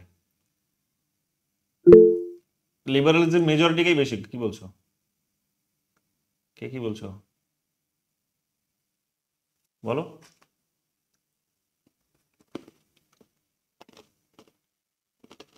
কিছু বলছো? যাই হোক, এটা দেখে নিও, এটা তো মেজরিটি বেশি গুরুত্ব পায়। লিবারালিজম মানে সে এখানে মেজরিটিকে বেশি গুরুত্ব দেয়, মাইনরিটিস গুলো তাদের এখানে গুরুত্ব নেই, কারণ ওরা এখন এই আমব্রেলার মধ্যে ঢুকতে পারেনি, কারণ সেটার জন্য তাদের আলাদা স্বীকৃতির প্রয়োজন, সেই স্বীকৃতির লিবারালিজম তাদের দিতে চায় না, তো সেই কারণে এথনিক ন্যাশনালিটি তাদের থেকে ভিন্ন। 12 নম্বর দেখো কি বলছে, the national tradition as well as understand them are more often invented than historically evolved. The national traditions as well as we understand them are more often invented than historically evolved. Do you think is the proponents of this view? Whom do you think is the proponent of this view? তো Eric Hobson বলেছে, নতুন করে আলাদা কিছু নেই, straight forward জিজ্ঞেস করেছে, কি বলেছে? The national tradition as we understand them are more often invented than historically evolved. যে আমরা জাতীয় ঐতিহ্য বলতে যেটা বুঝি, সেটা হচ্ছে যতটা না ইতিহাস থেকে উঠে এসেছে তার থেকে বেশি এটাকে হচ্ছে বিষয়টা হচ্ছে যেটা এটাকে তৈরি করা হয়েছে, ইনভেন্ট করা হয়েছে, তৈরি করা হয়েছে। সো এটা আর কি বলবো, স্ট্রেট ফরওয়ার্ড একটা জিজ্ঞেস করেছে, এটা দেখে নাও যে এটা হচ্ছে এরিক হবসন বলেছেন, তার একটা পার্থক্য তিনি দিয়েছেন। ন্যাশনালিস্ট ট্র্যাডিশনসকে এখানে বলছেন যে কি তৈরি করা হয়েছে, এটা ইতিহাসের ধীরে ধীরে তৈরি হয়েছে, তা নয় তৈরি করা হয়েছে। তো এখানে সামহাউ তিনি এখানে ন্যাশনালিস্ট ট্র্যাডিশনস গুলোর মধ্যে হয়তো সামহাউ এখানে তিনি ওই মেজরিটি বা বলতে পারবো এলিটদের হয়তো রোলটাকে তিনি দেখেছেন, কি দেখেছেন এটা আমি তোমাদের পরেই বলতে পারবো, বাট এখানে এই কথাটি আমরা এখানে পাচ্ছি। তো এরিক হবসনের নামটা তো আমরা এমনিতেই থিঙ্কারেজের মধ্যে পেয়েছিলাম, সো ভালো করে এটা দেখে নিও। বাকিদের নামটা আমরা বোধহয় পাইনি, আর্নেস্ট গেলনারের নামটা পেয়েছিলাম কিন্তু বাকিদের নাম পাইনি, কিন্তু তো স্বাভাবিকভাবে এই দুজনের মধ্যেই তোমাদের কনফিউশন হওয়া উচিত ছিল, এ আর সি এর মধ্যে, যেহেতু এই দুটো নাম তোমাদের ছিল। 13 নম্বর দেখে নাও কি বলছে, who among the following argued the indigenous educated individuals stuffing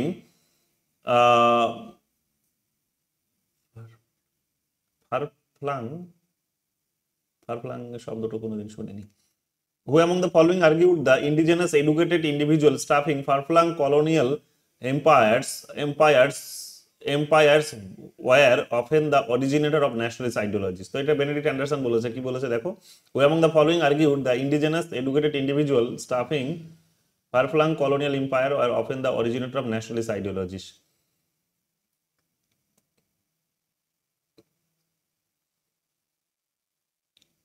Indigenous educated individual staffing far-flung colonial empires,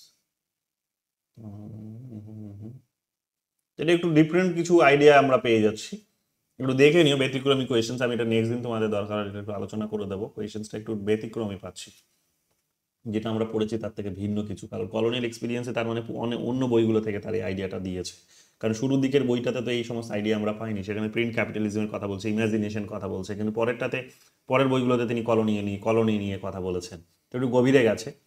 14 নম্বর দেখো কি বলছে, who among the following coin the term print capitalism? নতুন করে বলার কিছু নেই, গতকালই তোমরা মানে প্রথম ক্লাসেই তোমরা এটা পেয়েছো। 15 নম্বর দেখো কি বলছে, who among the following let stress on the imagine inequalities of nationalism? তো ইমাজিন যখনই বলে দিয়েছে, ইমাজিনড, তখনই বেনেডিক্ট অ্যান্ডারসন। তো ইমাজিন ইকুয়ালিটিস অফ ন্যাশনালিজম, তার কি হবে, যে সবাই জাতীয়তাবাদকে একই রকম ভাবে, ইমাজিন কোয়ালিটিস, সবাই একই রকম ভাবে জাতীয়তাবাদের যে গুণ সেটা একই রকম ভাবে তারা অনুভব করছে, তো বেনেডিক্ট অ্যান্ডারসন, আর নতুন করে বলার কিছু নেই। Who among the following suggested that nationalism can be attributed to the rise of the industrial age? তো ইন্ডাস্ট্রিয়াল এজ আর্নেস্ট গালনার হবে এটা, ঠিক আছে। বাকি এখানে নামগুলো আমরা পাইনি, তো আর্নেস্ট গালানের নামটাই তোমরা এখানে কমন পাচ্ছ, বাকি নামগুলো আমাদের মধ্যে ছিল না, আলোচনার মধ্যেই ছিল না। সো এখানে ওই দিক থেকেও তোমাদের এটা ঠিক করে আসা উচিত ছিল। দেখে নাও 17 নম্বর দেখো কি বলছে, ম্যাচ করতে বলেছে James Scott, Robert Jarvis, Ernest Gellner আর হচ্ছে কাল পোলানলি। একটু কঠিন কঠিন সব নাম দিয়েছে নতুন নতুন। তো এখানে নেশন অ্যান্ড ন্যাশনালিজম বি নাম্বারটাতে দেখো, সি নাম্বারটা দেখো যেটা আমরা পড়েছি, সিতে পড় নেশন অ্যান্ড ন্যাশনালিজমের আইডিয়া। নামটা কি ছিল এখানে যখন আমরা পড়েছিলাম? এই নামটা ছিল, যে নোটটা দিয়েছি সেখানে ছিল নামটা? তাহলে সেটা দিয়েই তোমরা কমন পেয়ে যাচ্ছ। সি4 দেখো এক জায়গাতেই আছে, বাকিটা বেরিয়ে আসছে। বাকিগুলো একটু নতুন নাম দিয়েছে, একটু ভালো করে দেখে নিও, ঠিক আছে? আমি এখন নতুন করে আর কিছু বলছি না এগুলো নিয়ে। 18 নম্বর দেখো কি বলছে, with which of the following scholar of nationalism does Partha Chatterjee lay out his disagreement in his book the nation and its fragments, colonial and post colonial histories. তো এটা বেনেডিক্ট অ্যান্ডারসন বলেছিলাম যে বেনেডিক্ট অ্যান্ডারসনের যে ইমাজিন কমিউনিটি যে ধারণাটা ছিল সেটিকে তিনি চ্যালেঞ্জ করেছিলেন, ডিসএগ্রিমেন্ট ছিল তার, ও মত পার্থক্যের জায়গা ছিল। তো যেখানে তিনি কি বলছেন, যেখানে তিনি বলছেন যে হুজ ইমাজিন কমিউনিটির ধারণা দিয়েছেন তিনি, তাই না? এবং তিনি বলেছেন যে সেখানে পুরোপুরি ক্যাপিটালিজমই সব কিছু করেছে তা কিন্তু নয়, কারণ তাহলে তো ভারতবর্ষে তো ওই রকমই কিছু ভাবে গড়ে উঠতো, কিন্তু ভারতবর্ষে তো ক্যাপিটালিজম সেরকম ভাবে স্ট্রং হয়নি, তাহলে কি করে এই নতুন জাতীয়তাবাদ গড়ে উঠলো? তাহলে এখানে ইতিহাস, এখানকার যে সংগ্রাম, এগুলো একটা অন্য ধরনের ভূমিকা পালন করেছে। তো এটা আমাদেরকে ভালো করে বুঝতে হবে। এখানকার লিডাররা, কারণ লিডাররা যে ধরনের আইডিওলজিকে প্র্যাকটিস করেছে সেটা কমপ্লিট কপি পেস্ট নয়, সেখানে তারা নিজেরাও কিন্তু সেটার মধ্যে, সেই আইডিয়াগুলোর মধ্যে রিফর্মস নিয়ে এসেছে অনেক, যেখানে তারা সেই আইডিয়াগুলোর সঙ্গে, ন্যাশনালিস্ট আইডিয়ার মধ্যে নিজেদের কালচারকে, ইন্ডিজিনাস কালচারকেও কিন্তু ঢুকিয়েছে, রিলিজিয়ানকেও কিন্তু তারা ঢুকিয়ে তারা কিন্তু এই পথে সাকসেস লাভ করেছে, বা একটা এই ধরনের জাতীয়তাবাদী ধারণা করেছে, যেটা কিন্তু কোনো রকমভাবেই প্রিন্ট ক্যাপিটালিজমের যে ধারণা, প্রিন্ট ন্যাশনালিজমের যে ধারণা, ইমাজিন কমিউনিটির যে ধারণা, এবং ইউরোপের ইন জেনারেল যে ধারণাগুলো বেনেডিক্ট অ্যান্ডারসন তৈরি করেছে সেগুলোর সম্মত নয়। 19 নম্বর দেখো কি বলছে, according to Ernest Gellner, nationalism was link to which of the following socio political phenomena. তো socio political phenomena, nationalism was linked, জাতীয়তাবাদ হচ্ছে জড়িত ছিল কোনটা? Socio political phenomena, modernization and the process of industrialization. Modernization and the process of industrialization. According to Ernest Gellner, nationalism was linked to which of the following socio-political phenomena? এটা modernisation the process of industrialisation, এগুলো নিয়ে তোমাদের বলেছি, industrialisation modernisation নিয়ে তিনি কাজ করেছেন। So এটা নিয়ে তোমাদের সন্দেহের তো জায়গা আশা করি থাকা উচিত নয়। Shri Aurobindo concept nationalism as, Shri Aurobindo nationalism যেহেতু জানতে চেয়েছে তাই এখানে ঢুকিয়ে দিয়েছি। Shri Aurobindo concept nationalism as, এখানে দেখো কি কি ঠিক বলেছে, এখানে এবিসি বলেছে, ডিটা কেন নয় সেটাও বলবো। Spiritual nationalism different from the western হবে এটা, সরি ওয়েস্টার্ন TERN হবে, ওয়েস্টার্ন কনসেপ্ট অফ ন্যাশনালিজম, এটা ঠিক, কারণ ওয়েস্টার্ন ন্যাশনালিজমের মধ্যে স্পিরিচুয়ালিজমের কোনো জায়গাই নেই। ওয়েস্টার্ন কনসেপ্ট ন্যাশনালিজমের ধারণার মধ্যে, যেটা রবীন্দ্রনাথ টেগোর বলেছিলেন, সেটা হচ্ছে যে মেটেরিয়ালিস্টিক কনসেপশন আছে, স্পিরিচুয়াল কনসেপশন সেখানে নেই। যে ওয়েস্টের ধারণার মধ্যে স্পিরিচুয়াল কনসেপশন নেই, মেটেরিয়ালিজম আছে। এবং এই স্পিরিচুয়াল ন্যাশনালিজম আছেই বলে বঙ্কিমচন্দ্র বলেছিলেন যে ওয়েস্ট একদিন আমাদের দিকে এই কারণে ছুটে আসতে বাধ্য হবে, কারণ আমাদের দিনের শেষে এটা ঠিক যে তুমি স্পিরিচুয়ালিজম তোমাকে প্র্যাকটিস করতেই হবে, নইলে তোমার অন্তিম সুখ তুমি খুঁজে পাবে না। সো সেই সুখের জন্য তাদেরকে ওয়েস্টকে ইস্টের দিকে আসতেই হবে, এবং ভারতবর্ষ সেখানে একটা বড় কিন্তু একটা সফট পাওয়ারকে এনজয় করতে পারে সেই দিক থেকে। তো এই কথাটা বঙ্কিমচন্দ্র অনেক আগেই বলে গেছেন। বি নাম্বার বলছে কি, আর নেশন অ্যাজ অ্যান অর্গানিজম, হ্যাঁ এটা আমরা জানি, একটা জাতি মানে হচ্ছে একটা, কি বলবো, যে একটা মানে অর্গানের মতো একটা স্বয়ংক্রিয় পরীক্ষা, মানে কি বলবো, যে একটা বডি, যেখানে বডিতে একটা পার্টস বলতে পারো, ঠিক আছে? জাতি একটা, তার নিজস্ব কিছু হয়তো সত্তা আছে সেখানে, ঠিক আছে, তার নিজস্ব এক্সিস্টেন্স আছে, তার অস্তিত্ব আছে, তার নিজস্ব কিছু রুলস আছে। সো ওই রকম ভাবেই দেখেছে এখানে। তো অর্গানের যেমন আমার নিজস্ব একটা পরিচয় থাকে, নিজস্ব অ্যাক্টিভিটি থাকে, ঠিক কাইন্ড অফ সেই রকম। সিনেমা কি বলছে, nationalism as a religion aspirations and moral attitude, nationalism as a religion aspiration and moral attitude. তো হ্যাঁ, জাতির মধ্যে কি থাকে, অ্যাজ আ রিলিজিয়াস অ্যাসপিরেশনস, অর্থাৎ ধর্মীয় তাদের হচ্ছে কিন্তু একটা কি থাকতে পারে, আকাঙ্ক্ষা থাকতে পারে, ধর্মীয় আকাঙ্ক্ষা, এবং নৈতিক তার মধ্যে একটা মনোভাব দেখা দিতে পারে। তো থাকে জাতীয়তাবাদের মধ্যে তার ধর্মের একটা পরিচয় থাকে, তার নৈতিক পরিচয় থাকে, তার কালচারের পরিচয় থাকে, এগুলোকে কেন্দ্র করেই তার ন্যাশনালিজম গড়ে ওঠে। তার অর্থনৈতিকও থাকতে পারে, সেখানে অনেক কিছুই হতে পারে। তো সেটাকে কেন্দ্র করেই জাতীয়তাবাদের ধারণাটি বেসিক্যালি গড়ে ওঠে, এগুলো আমরা জানি। Nation as a geographical entity, nation as a geography না, নেশন নয়, ন্যাশনালিজম একটা জিওগ্রাফিক্যাল এন্টিটি হতে পারে, নেশন নয়। নেশন মানে একটা জাতি, যে জাতি বেসিক্যালি জনসংখ্যাকে বোঝাচ্ছে, জিওগ্রাফিকে বোঝাচ্ছে না। এবার এই জাতি তুমি অন্য ভূখণ্ডেও পেতে পারো, মানে এটাকে যদি এখন আমি বলি, ভারতকে যদি আমি বলি যে নেশন, বা বাংলাদেশকে যদি আমি আজকে বলি যে নেশন একটা, তাহলে সেই নেশন কিন্তু তুমি কি হতে পারে, নেশন কিন্তু ভারতবর্ষেও আবার খুঁজে পাবে। তাহলে তুমি এখানে কনফিউজ হয়ে যাচ্ছ না ব্যাপারটাতে? না, সেই রকম নয়। সেই কারণে বলা হচ্ছে যে নেশন জিওগ্রাফিক্যাল এন্টিটি নয়। হ্যাঁ, কারণ ওই একই নেশন অন্য অন্য ভূখণ্ডের মধ্যেও থাকতে পারে বা স্টেটের মধ্যেও থাকতে পারে। সো নেশন থেকে ন্যাশনালিজম, যখন ন্যাশনালিজম হবে তখনই কেবলমাত্র তার একটা স্বতন্ত্র অস্তিত্ব থাকবে বা তার একটা ইউনিক পরিচয় থাকবে। কিন্তু নেশন থাকলে তার ইউনিক পরিচয় সেখানে উঠে আসে না, কারণ সেই নেশন অন্য রাষ্ট্রের মধ্যেও খুঁজে যেতে পারে। যে বাঙালিরা বাংলাদেশের মানুষরা বাঙালি যদি হয়, তাহলে তার অস্তিত্ব কিন্তু আজকে আমাদের নিজেদের দেশের মধ্যেও খুঁজে পাওয়া যেতে পারে। কারণ আমাদের একটা বড় অংশ কিন্তু, বা একটা ছোট্ট অংশ বলতে পারো, যেটা কিন্তু তাদের জাতির ধারণার সাথে কিন্তু সিমিলার। তো কাজে এটা জিওগ্রাফিক্যাল এন্টিটি, তার নিজস্ব একটা সত্তা আছে তা কিন্তু নয়। কারণ ওটার হয়তো থাকতে পারে, বাংলাদেশের নিজস্ব সত্তা আছে, তার নিজস্ব ডিসিশনগুলো সে হয়তো নিতে পারে, নিজের মতো করে অ্যাক্টিভিটিস চালাতে পারে। কিন্তু সেই একই জাতি যখন ভারতবর্ষে আসে, তখন তার সেই তো এন্টিটি খুঁজে পাওয়া যায় না। কারণ এখানে সমস্ত ডিসিশনগুলো তখন দেখা যায় কি, যে সেখানে ভারত সরকারকে নিতে দেখা যায়, এবং ভারত সরকারের মধ্যে দেখা যাবে সেখানে অনেকগুলো ইউনিটের মধ্যে বাঙালি জাতি ছোট্ট একটা পার্ট। তো কাজে এখানে তার নিজস্ব সত্তা আছে, সে সমস্ত কিছু নিজের মতো করে ডিসিশন নিতে পারে, অ্যাক্টিভিটি চালাতে পারে। ব্যাপারটা কিন্তু তা নয়। তো এই কারণে ওটা কিন্তু ভুল হয়েছে। 21 নম্বর দেখো কি বলছে, which of the following statement is are correct? Some nation lack states, some nation lack states, ঠিক ভুল কিছু নয়। কি বলেছে আগে দেখে নাও, এ বি সি ডি বলেছে, সবকটাই ঠিকই বলেছে। সিইউটি পিজি 2022 এসেছে, কি বলছে দেখো, সাম নেশন ল্যাক স্টেট, কিছু জাতি রাষ্ট্রকে অভাব বোধ করে, বা রাষ্ট্রের মধ্যে, মানে জাতি সে কিন্তু রাষ্ট্র নয়। যেমন বললাম যে বাঙালি জাতি যদি এখন বাংলাদেশকে বলো, তাহলে বাংলা জাতি মানে ওইটার ভিত্তিতে যদি বলো তাহলে ঠিক আছে, কিন্তু সেই জাতিতে ভারতবর্ষের মধ্যেও খুঁজে পাবে, কিন্তু সে কি স্টেট? তা তো নয়। তাহলে কিছু জাতি আছে যে কিন্তু রাষ্ট্র হতে পারে, কিন্তু কথাটা হচ্ছে যে তার মধ্যে রাষ্ট্রের অভাবটাও থাকতে পারে, এটাও কিন্তু মানতে হবে। তো আমরা একই জাতি, কিন্তু আমাদের মধ্যে রাষ্ট্রের অভাবটা আছে। যে বাঙালি জাতি তার মানে এই নয় যে বাঙালি পরিচয় নিয়ে ওদের মতো আমরাও পড়বো, আমাদেরও একটা স্বতন্ত্র আইডেন্টিটি আছে না। আমাদের ভারতীয় এটাই হচ্ছে আমাদের পরিচয়, বাঙালি জাতি সেখানে আর কিন্তু উঠে আসে না। বি নাম্বার বলছে সাম স্টেট ল্যাক ন্যাশনাল আইডেন্টিটি, এটাও ঠিক, যে কিছু স্টেট রাষ্ট্র আছে যারা, ঠিক আছে, তাদের জাতীয় পরিচয় নাও থাকতে পারে, কারণ জাতীয় পরিচয়ের জন্য তোমার কি থাকতে হবে, তোমার নেশন থাকতে হবে, আর নেশনের মধ্যে তোমার জাতি, নেশন মানে জাতি, আর জাতি মানে তার সেখানে একটা গর্ববোধ থাকতে হবে, গৌরব থাকতে হবে, তার নিজস্ব কতগুলো সংস্কৃতি থাকতে হবে, তার নিজস্ব কতগুলো পরিচয় থাকতে হবে, তার ইউনিকনেস কতগুলো থাকতে হবে, এবং সেটা কমন হতে হবে সকলের মধ্যে। কিন্তু সেই কিন্তু কিন্তু স্টেট কিন্তু তোমার সেই জাতীয় পরিচয়কে নয়, কারণ তোমার জাতীয় পরিচয় হচ্ছে তোমার মিক্স হয়ে গেছে সেখানে, মিক্স। কারণ ন্যাশনালিজম বলবো যখন, তখন জাতির একটা পরিচয় থাকবে। তো অনেক স্টেট আছে কিন্তু তারা জাতি নয়, তো এটাও ঠিক, জাতির পরিচয়ের তাদের একটা অভাব থাকতে পারে। সাম নেশনস অকুপাই মোর দেন ওয়ান স্টেট, সাম নেশনস অকুপাই মোর দেন ওয়ান স্টেট, এটাও ঠিক, যে কিছু কিছু জাতি আছে যারা কি করে, একটা রাষ্ট্রের অধিক রাষ্ট্রকে অকুপাই করে আছে, এটাও ঠিক। যে একটা জাতির মধ্যে, মানে সবকিছুই ঠিক হতে পারে এখানে, যে কিছু জাতির মধ্যে কি আছে, যে একটা স্টেটের অধিক কিন্তু তার আইডিয়া থাকতে পারে, তো হতে পারে এটা। বিশেষ করে এটা মাল্টিকালচারাল সোসাইটিগুলোতে এগুলো তোমরা দেখতে পাবে।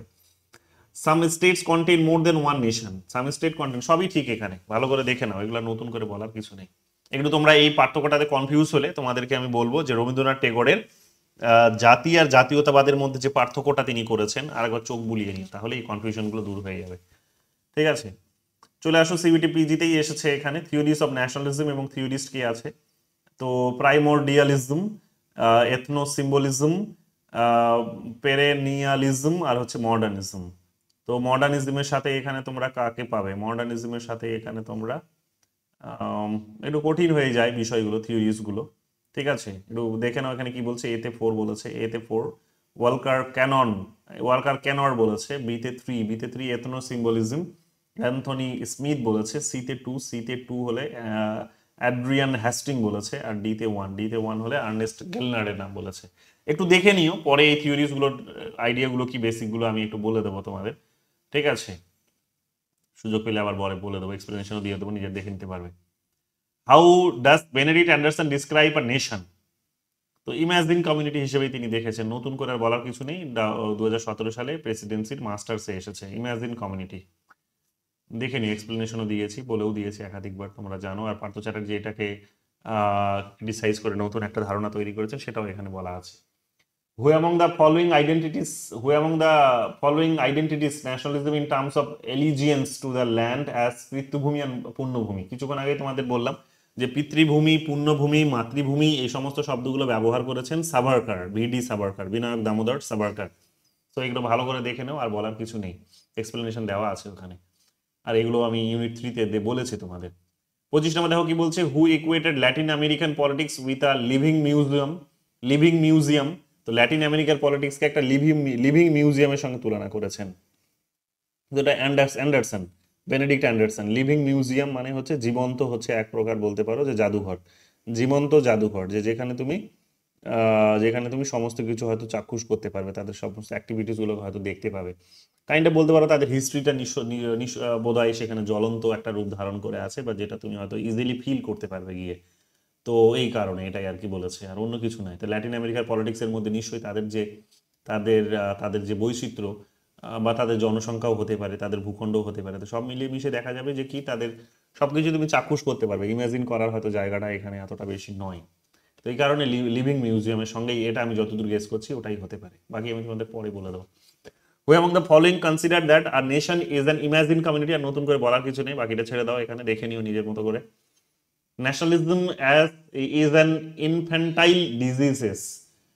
It is the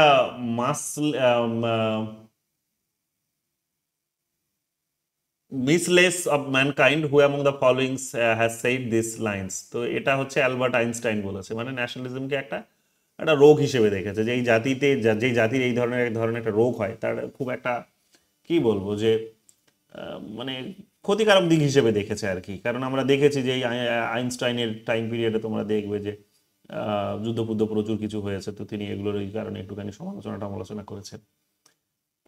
এবং যে কোনো রবীন্দ্রনাথ টেগোরও যেমন হচ্ছে ন্যাশনালিজমের সমালোচনা করেছেন, অনেক বড় বড় থিঙ্কার্সরা কিন্তু ন্যাশনালিজমের সমালোচনা করেছেন, কারণ তার মধ্যে এই ধরনের যেহেতু অহংকার বোধ আছে। এবং ওয়েস্টের যদি কথা বলো তাহলে তো অফকোর্স এই অহংকারটা এসেছে তাদের নিজেদের মেটেরিয়ালিস্টিক ডেভেলপমেন্টের কারণে। অ্যাসেশন রিজন কি দিয়েছে দেখো, many Afro Asian nations emerged independent after second world war. এটা তো তোমাদের ক্লাসের শুরুতেই তোমাদের বলেছিলাম যে এশিয়া এবং আফ্রিকার অনেকগুলো দেশ সেকেন্ড ওয়ার্ল্ড ওয়ারের পরেই তারা স্বাধীনতা লাভ করেছে, এটা ঠিক কোনো সন্দেহ নেই। Absence of economic development largely tended to make their independence more formal than substantive. কি বলছে, absence of economic development, যে অর্থনৈতিক উন্নতির যে অনুপস্থিতি, কি বলছে, largely tended to make their independence more formal than substantive. Absence of economic development largely tended to make their independence more formal. Absence of economic development largely tended to make their independence, স্বাধীনতা, more formal.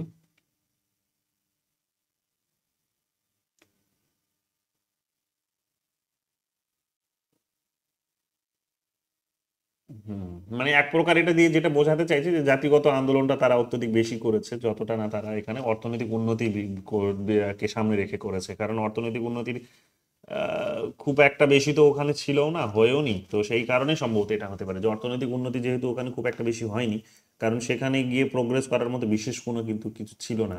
এখনো আফ্রিকার দিকে তোমরা যদি তাকিয়ে দেখো তো বিশেষ কিছু নেই যে কোনো দেশ, কিন্তু সেই তুলনায় যদি ভারতবর্ষের দিকে তাকিয়ে দেখো তাহলে ইকোনমিক ডেভেলপমেন্ট কিন্তু প্রচুর হয়েছিল সেই সময়। অনেক অপশন তারা ক্রিয়েট করেছিল ব্রিটিশরা এসে, অনেক কিছুই তারা প্রোগ্রেস করিয়েছিল অর্থনৈতিকভাবে।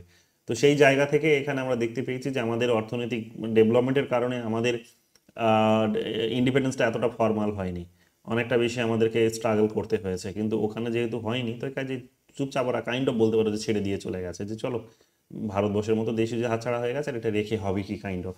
তো এই ধরনের একটা আর্গুমেন্টকে সম্ভবত এখানে দাঁড় করাতে চেয়েছে, আমি যতদূর গেস করছি, আর অন্য কিছু না। এবং এটাই হওয়া উচিত, ঠিক আছে? কারণ এই সমস্ত আইডিয়াগুলো নিয়ে খুব তোমাকে ভাবনা চিন্তা করেই বলতে হবে, এগুলো আর বইয়ে গিয়ে কোথাও কিন্তু পাওয়া মুশকিল এগুলো। ইন দ্য টু লিস্ট দেখো কি দিয়েছে এখানে, অ্যালমন্ড পাওয়েল, এগুলো তোমাদের আগেও আলোচনা হয়েছে, সিডনি ভার্বার, রবার্ট মিশেলস, আর হচ্ছে বেনেডিক্ট অ্যান্ডারসন। তো রবার্ট মিশেলসে তোমরা জানো যে আয়রন ল, পলিগার্কি, এলিট থিওরি থেকে দিয়েছে। বেনেডিক্ট অ্যান্ডারসন ইমাজিন কমিউনিটি এই ন্যাশনালিজম থেকেই দিয়েছে। অ্যালমন্ড পাওয়েলের হচ্ছে এখানে স্ট্রাকচারাল ফাংশনালিজম, আর হচ্ছে সিডনি ভার্বার হচ্ছে পলিটিক্যাল কালচার। ঠিক আছে, অ্যালমন্ড আর ভার্বা যদি বলতো তাহলে আবার পলিটিক্যাল কালচার হতো, কিন্তু এখানে বলেছে অ্যালমন্ড অ্যান্ড পাওয়েল, তাই এখানে হয়ে গেল স্ট্রাকচারাল ফাংশনালিজম হয়ে গেল। সো এটা ভালো করে দেখবে, এইটার পার্থক্যটা ভালো করে বুঝে নাও। ক্লাসও এগুলো তোমাদের বোঝানো হয়েছে থিঙ্কার ওয়াইজে, তখন টপিক ওয়াইজ পড়ানো হয়েছে, তখন থিঙ্কার্সের এই সমস্ত পার্থক্যগুলো বুঝিয়ে দেওয়া হয়েছিল। 30 নম্বর দেখো কি বলেছে, তৃতীয় বিশ্বের জাতীয়তাবাদের বৈশিষ্ট্য হলো। তো তৃতীয় বিশ্বের জাতীয়তাবাদের বৈশিষ্ট্য হলো কি, যে উপনিবেশ বিরোধিতা। হ্যাঁ ঠিক, যে এখানকার জাতীয়তাবাদ গড়ে উঠেছে, জাতির যে মতবাদ সেটা গড়ে উঠেছে কি, যে জাতির মতবাদের মধ্যে একটা কমন ইন্টারেস্ট ছিল, কমন জায়গা ছিল, যে তারা উপনিবেশের বিরোধিতা করবে। হ্যাঁ, এটা আমরা দেখেছি, এটা ঠিকই। সাম্রাজ্যবাদের বিরোধিতা ওই একই বলতে পারো খানিকটা। স্বাধীনতা অর্জনের প্রচেষ্টা, এগুলো তো ছিলই, যে তারা ওদের বিরোধিতা করে নিজেরা স্বাধীন হবে। তো এগুলো তো সবকটাই ঠিক ওই কারণে এসএলএসটিতে এসেছে 2023 সালে। জাতিকে কে কাল্পনিক রাজনৈতিক সম্প্রদায় বলেছেন, কাল্পনিক বলেছে, হ্যাঁ ইমাজিন বলতে পারো, পলিটিক্যাল একটা কমিউনিটি বলেছে। তো এটা বেনেডিক্ট অ্যান্ডারসনই হবে জাতিকে, কারণ কল্পনাই করছি আমি, যা কিছু দেখছি, যা কিছু শুনছি, আমার জাতিকে অনুভব করছি কল্পনার মধ্য দিয়ে, বা জাতির পরিচয় তৈরি হচ্ছে কল্পনার মধ্য দিয়ে। 32 নম্বর বলছে according to Quincy Wright the correct order of successive stage of nationalism. Quincy রাইটেরও একটা আলোচনা আছে, ক্লাস 11-12 বইয়ে পাবে এগুলো, আমি এটা স্কিপ করে গেছি পার্টটা। কুইন্সি রাইটেরও আলোচনা পাবে, পরে এটা কোনো একটা সময় আবার সম্ভব হলে থিওরি বা থিঙ্কার ওয়াইজ পড়িয়ে দেবো। According to Quincy Wright the correct order of successive stages of nationalism. তো এটা বলছে মিডিয়েবল থেকে এখানে আসলো মনার্কিক থেকে রিভলিউশনারি থেকে লিবারাল থেকে টোটালিটারিয়ানিজম। ঠিক আছে, সো এখানে মিডিয়েভেল তো সবার আগেই হবে আমরা জানি, কারণ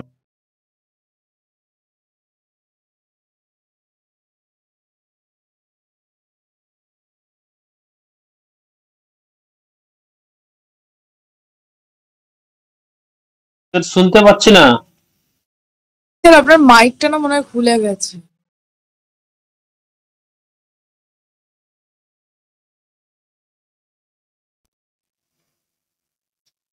এবার শুনতে পাচ্ছ?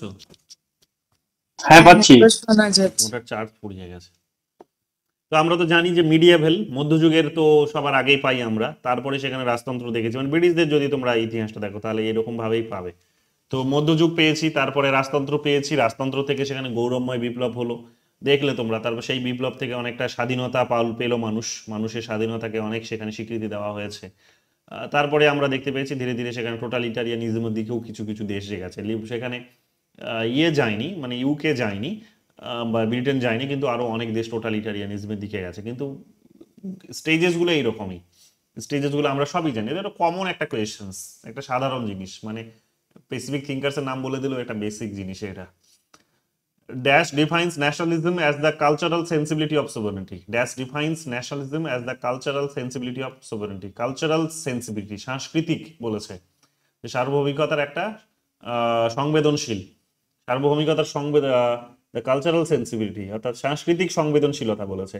সার্বভৌমিকতার সাংস্কৃতিক সংবেদনশীলতা, সার্বভৌমিকতার সাংস্কৃতিক সার্বভৌমিকতা। তো এটা হবে অ্যান্থনি গিডেন্স। ঠিক আছে, একটু ভালো করে দেখে নিও, এটা অ্যান্থনি গিডেন্সের নামটা আমরা পাই না। ও এটা ন্যাশনালিজমেরই প্রশ্ন। অ্যান্থনি গিডেন্সের নামটা আমরা খুব একটা পাই না, বাট ঠিক আছে দিয়েছে। কেরলে একটু হাটকে টাইপের কোয়েশ্চেন্স দেয়, কেরলের কোয়েশ্চেন্সগুলো একটুখানি আনকমন হয় অত্যধিক বেশি, কিন্তু ঠিক আছে দেখে নিয়ে দিয়েছে যখন, মুখস্থ করে ফেলা এক প্রকার। Who among the following characterize nation as an ইমান, নতুন করে বলার কিছু নেই, কেরলেই এসেছে। Civic nationalism means political community of equal citizens that respect cultural diversity. বললাম সিভিক ন্যাশনালিজম আর নাগরিক জাতীয়তাবাদের কথা বলছে, নাগরিক মানে সকলকেই সেখানে গুরুত্ব দেওয়া হয়েছে। সো পলিটিক্যাল কমিউনিটি রাজনৈতিক সম্প্রদায়ের কথা বলছে, অফ ইকুয়াল সিটিজেন্স যে সমস্ত সমান নাগরিকের হচ্ছে কি রাজনৈতিক সম্প্রদায়। তো ওটাই বললাম, মানে সকলকে একই গোষ্ঠীতে নিয়ে আসার কথা বলছে, একটাই আইডেন্টিটি হবে তাদের, কাইন্ড অফ সেই ধরনের। এবং সেখানে সমস্ত এখন যেটা বেসিক্যালি করা হয় যে কালচারাল ডাইভার্সিটিটাকে ভ্যালুস দেওয়া হয়, কিন্তু একটা সময় ছিল যেগুলোকে কিন্তু দেওয়া হতো না। সো এই কোয়েশ্চেন্সটাও তোমাদের ভালো করে বুঝতে হবে, এটা বোঝার একটা বিষয়। সিভিক ন্যাশনালিজম রিপিট কোয়েশ্চেন্স চলে আসো। 37 নাম্বার নেশন সিন অ্যাজ, এটা note repeat questions. Nationalism in Latin America is related to the following. তো এটা হচ্ছে কেরল ন্যাশনালিজম, এটা নতুন কিছু পাচ্ছি, সেটা দাও পরে দেখবো। এটা ওয়েস্ট বেঙ্গল সেটে এসেছে, ক্রিলোই ন্যাশনালিজম, ক্রিলোই ন্যাশনালিজমের নাম আমি কখনো শুনিনি, জানি না কোথা থেকে পেলো। আমি একবার দেখবো, তাহলে দেখে এক্সপ্লেনেশনটা তোমাদের দেবো। ওয়েস্ট বেঙ্গলে আবার এসেছে। Nationalism in Latin America is referred to as the following. তো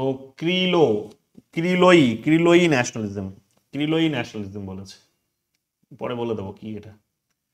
যদি দেখে নাও কি এসেছে এখানে, ভালো করে দেখে নাও কি ধরনের কোয়েশ্চেন্স আসছে, প্যাটার্ন কি। হু among the following is not a significant theories of nationalism. তো আর্নেস্ট গ্লেনারের নাম ছিল, অ্যান্থনি গিডেন্সের নাম তো তোমরা পালেই, এরিক হবসনের নাম তো তোমাদের আমি পড়িয়েছি। তো রবার্ট ডালকে আমরা সেখানে পাই না, রবার্ট ডালকে আমরা অন্য প্রসঙ্গে পেয়ে থাকি, তাই না? এখানে নেই। রবার্ট ডালকে আমরা পাবলিক অ্যাডমিনিস্ট্রেশনে পেয়েছি, রবার্ট ডালকে আমরা ডেমোক্রেসির আলোচনাতেও পেয়েছি, রবার্ট ডাল বাকি এখানে পাই না। চলে আসো। In which year Japan invented Manchuria, মানে জাপান কখন মাঞ্চুরিয়াকে দখল করেছিল? তো 1931 সালে জাপান মাঞ্চুরিয়াকে দখল করেছিল। ভালো করে দেখে নাও, এগুলো সেকেন্ড ওয়ার্ল্ড ওয়ারের টাইম পিরিয়ডের কোয়েশ্চেন্স দিয়েছে, মানে তার আগের ইতিহাসগুলো জানতে চেয়েছে। কোথায় এসে কোয়েশ্চেন্সটা? এটা না না স্যার, এই কোয়েশ্চেনটা মনে হয় নেটের যে প্যারাগ্রাফ ছিল সেখান থেকে দিয়েছিল, ও যে পরীক্ষাটা না আমাদের না, ক্যান্সেল হয়ে গেছিল। এটা তো ডিরেক্ট কোশ্চেন ছিল। হ্যাঁ, এই এই কোয়েশ্চেনটাই আমাদের যখন নেটের আগের বার আগস্টে পরীক্ষা হয়েছিল, ওই সময় একটা প্যারাগ্রাফ দিয়েছিল যে জাপান কবে ইয়েতে, তো ওখান থেকেই মনে হয় এই কোয়েশ্চেনটা নেওয়া রাইট হয়েছিল। ঠিক, আমিও মনে করতে পারছি তাই। Actually, আমরা কি বলছে, who among the following viewed nationalism as cultural effects of particular kind defining the nation as an imagined. আর বলার কিছু নেই, ইমাজিন বলে দিয়েছে মানে ধরে নেবে, আর বাকিগুলো নিজেরা পড়ে নাও তাহলেই হবে, আর কিছু নেই। 42 নম্বর কি বলছে, which of the following is true about expansionist nationalism. তো এক্সপেনশন যখন করবে, মানে দখল করার চেষ্টা করবে, মানে কি তখন এগ্রেসিভনেস থাকবে, এগ্রেসিভ না থাকলে তো তুমি দখল করতে পারবে না। তুমি তো একটা শান্ত স্বভাব নিয়ে গিয়ে তো আর দখল করতে পারবে না, ওটা নিয়ে দখল করা যায় না কখনো, বিশেষ করে এক্সপেনশন করা যায় না। মিলিটারিস্ট, এটাও তো থাকবে।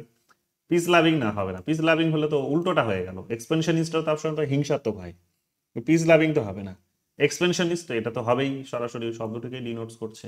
টলারেন্টও হবে না, সহিষ্ণুও হয় না। তাহলে সি আর ই বাদ দিয়ে বাকি হচ্ছে এ, বি আর ডি।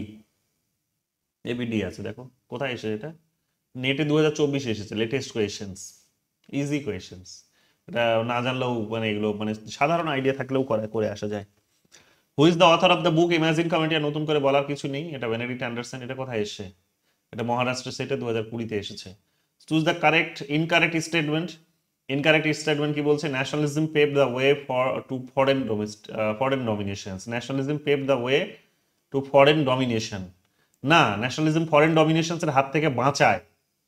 ন্যাশনালিজম ফরেন ডমিনেশনের হাত থেকে বাঁচায়, নিজের জাতিকে রক্ষা করার কথা বলে। আর ফরেন ডমিনেশন মানে কি? সে বিদেশি কোনো শত্রু এসে বা দেশ এসে তোমাকে দখল করবে। জাতীয়তাবাদ তো তোমাকে রক্ষা করার কথা বলছে, জাতীয়তাবাদ তোমাকে সংরক্ষণ করার কথা বলছে, তোমার জাতির গৌরবকে তুলে ধরছে। তো সেটা তো কখনো অন্য বিদেশি কোনো সরকার বা তাদের বিদেশি কোনো রাষ্ট্র এসে তোমাকে দখল করবে তা তো নয়। তো ওটা উল্টোটা, এই কারণে বলেছি ইনকারেক্ট, যেহেতু খুঁজতে বলেছো সেটা ইনকারেক্ট। বাকিগুলো কারেক্টগুলো একটু দেখে নাও। Nationalism was the ideological impetus that over the century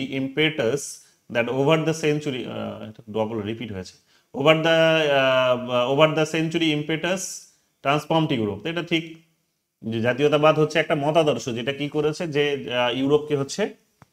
ইউরোপকে অনেকটা ট্রান্সফর্ম করিয়ে দিয়েছে, মানে অনেকটা তার রূপান্তর ঘটিয়ে দিয়েছে। ঠিক আমরা জানি জাতীয়তাবাদ টাইম টু টাইম সেখানে ডেভেলপ হয়েছে। মনে করেন দেখো না, ইউনিফিকেশনসের কথা যখন হেগেল বলছেন, ইউনিফিকেশনসের কথা বা বিসমার্ক বলছেন, তো টাইম টু টাইম ওগুলোর মধ্যে কি যে ট্রান্সফরমেশন এসেছে। তো ইউরোপের প্রত্যেকটা দেশের মধ্যেই এরকম ট্রান্সফরমেশন এসেছে।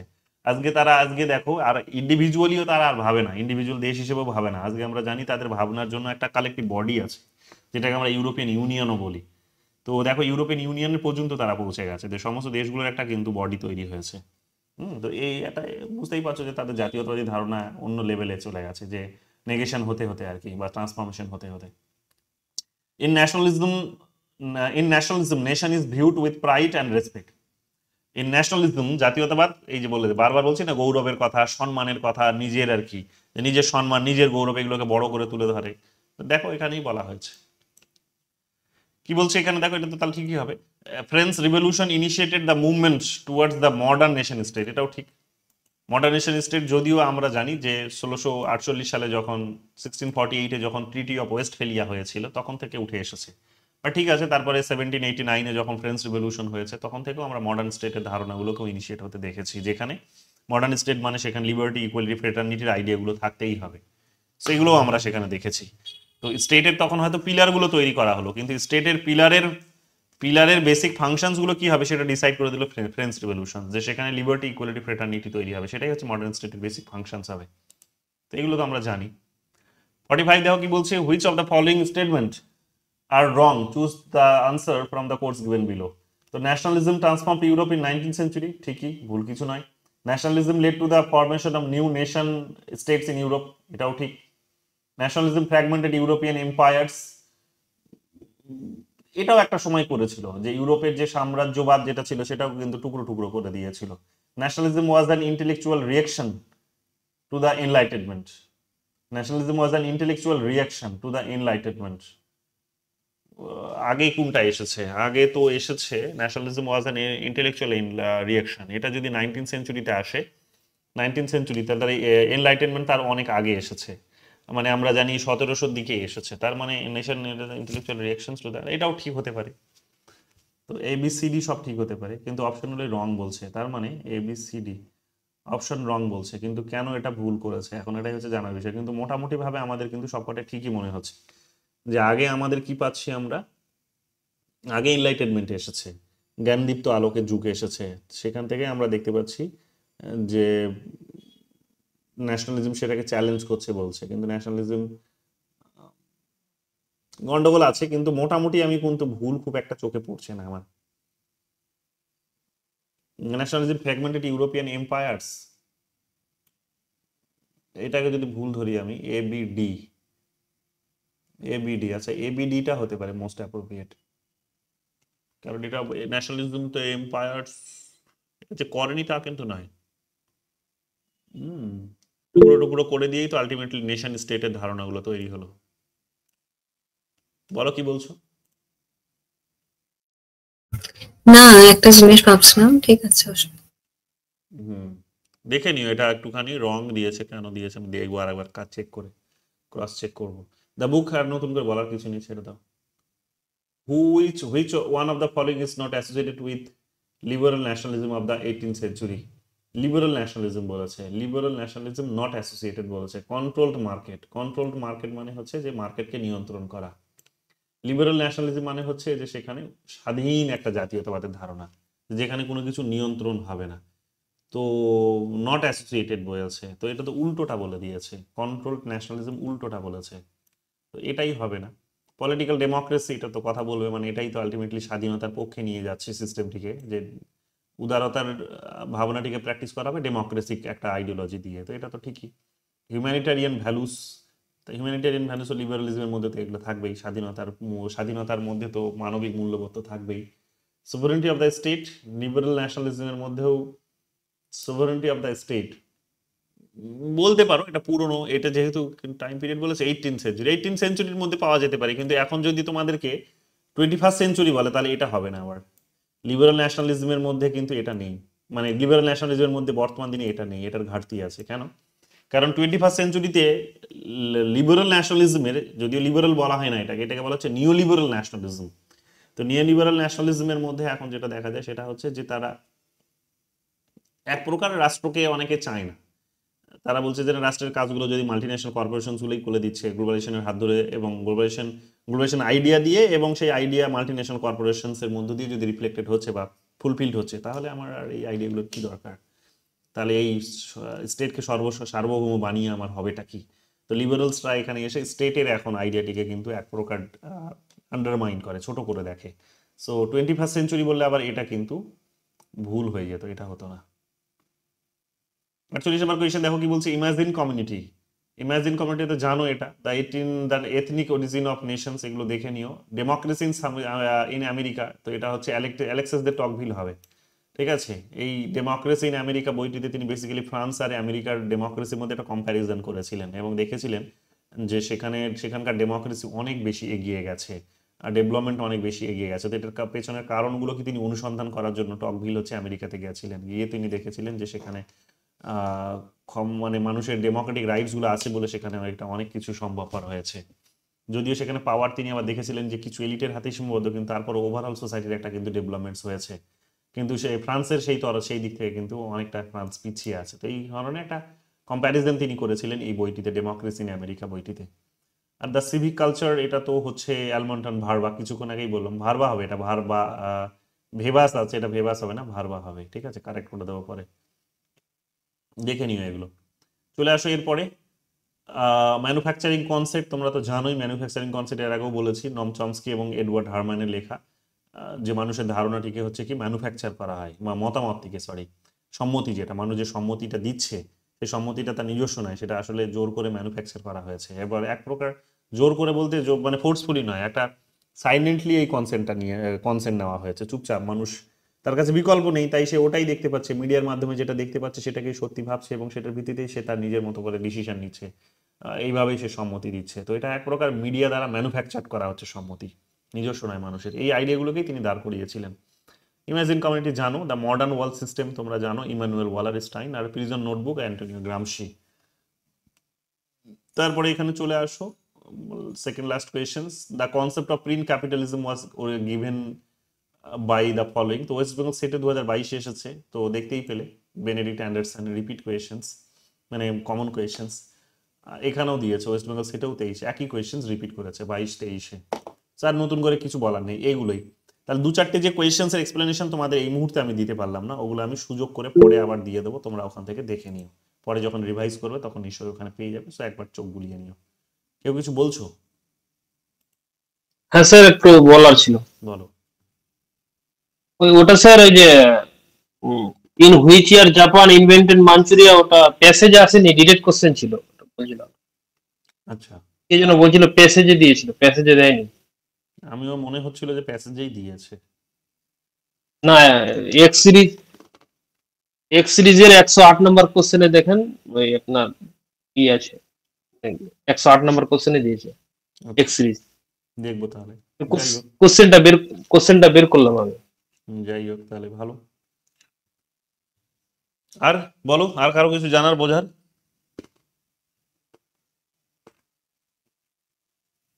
কারা আছো বাই দেবে? আজকে তো অনেকে কম পরীক্ষা চলছে অনেকের।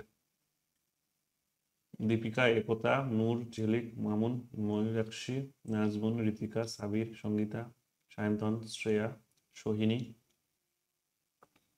শ্রেয়সী আর শুভম।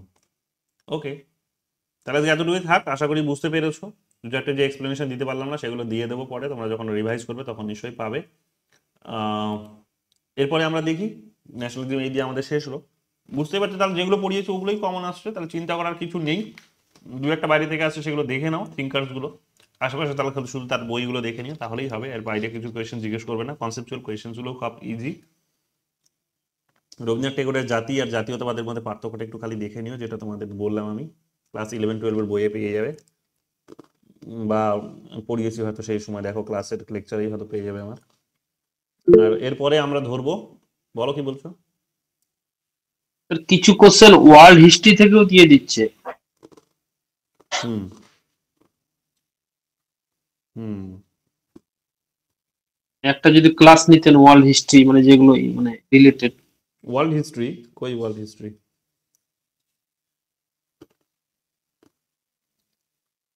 ও কোল্ড ওয়ারের পিরিয়ডের পলিটিক্সের কথা বলছো? এই যে যেরকম জাপান কবে মাঞ্চুরিয়া দখল করলো, বা আরো বিভিন্ন, লেনিনের মৃত্যু কবে হলো। কোল্ড ওয়ারের পলিটিক্সটা আমরা আলোচনা করব। কোল্ড ওয়ারের পলিটিক্সটা ওই সময়কার যা যা ছোট ছোট ইভেন্টস গুলো যা যা হয়েছে সব ওগুলো আলোচনা করব। প্রচুর প্রশ্ন ওখান থেকে আসে, শুধু কিছু না, প্রচুর সিকুয়েন্সে জানতে চাই ইভেন্টস গুলো, এবং তোমাদের গল্পগুলো বলে দিলে ওগুলো মনে থাকবে না, ওগুলো গুলিয়ে ফেলবে বারবার। বলবো নেক্সট, তাহলে আমরা শুরু করব। এগুলো তো মোটামুটি কলোনিয়ালিজম, ডিকলোনাইজেশন এগুলো শেষই, ওর মধ্যেই ছিল। নতুন করে কি বলবো, এগুলো তোমাদের নিউ ইনস্টিটিউশনালিজমটা বাকি আছে, ওটা পড়িয়ে দিই। New institutionalism, garbage can model টডেলগুলো চলে আসবে, ওগুলো পরীক্ষায় বারবার যেহেতু জিজ্ঞেস করে। তারপর কম্পারেটিভ মেথডটা আমি সবার শেষে ধরবো, ঠিক আছে?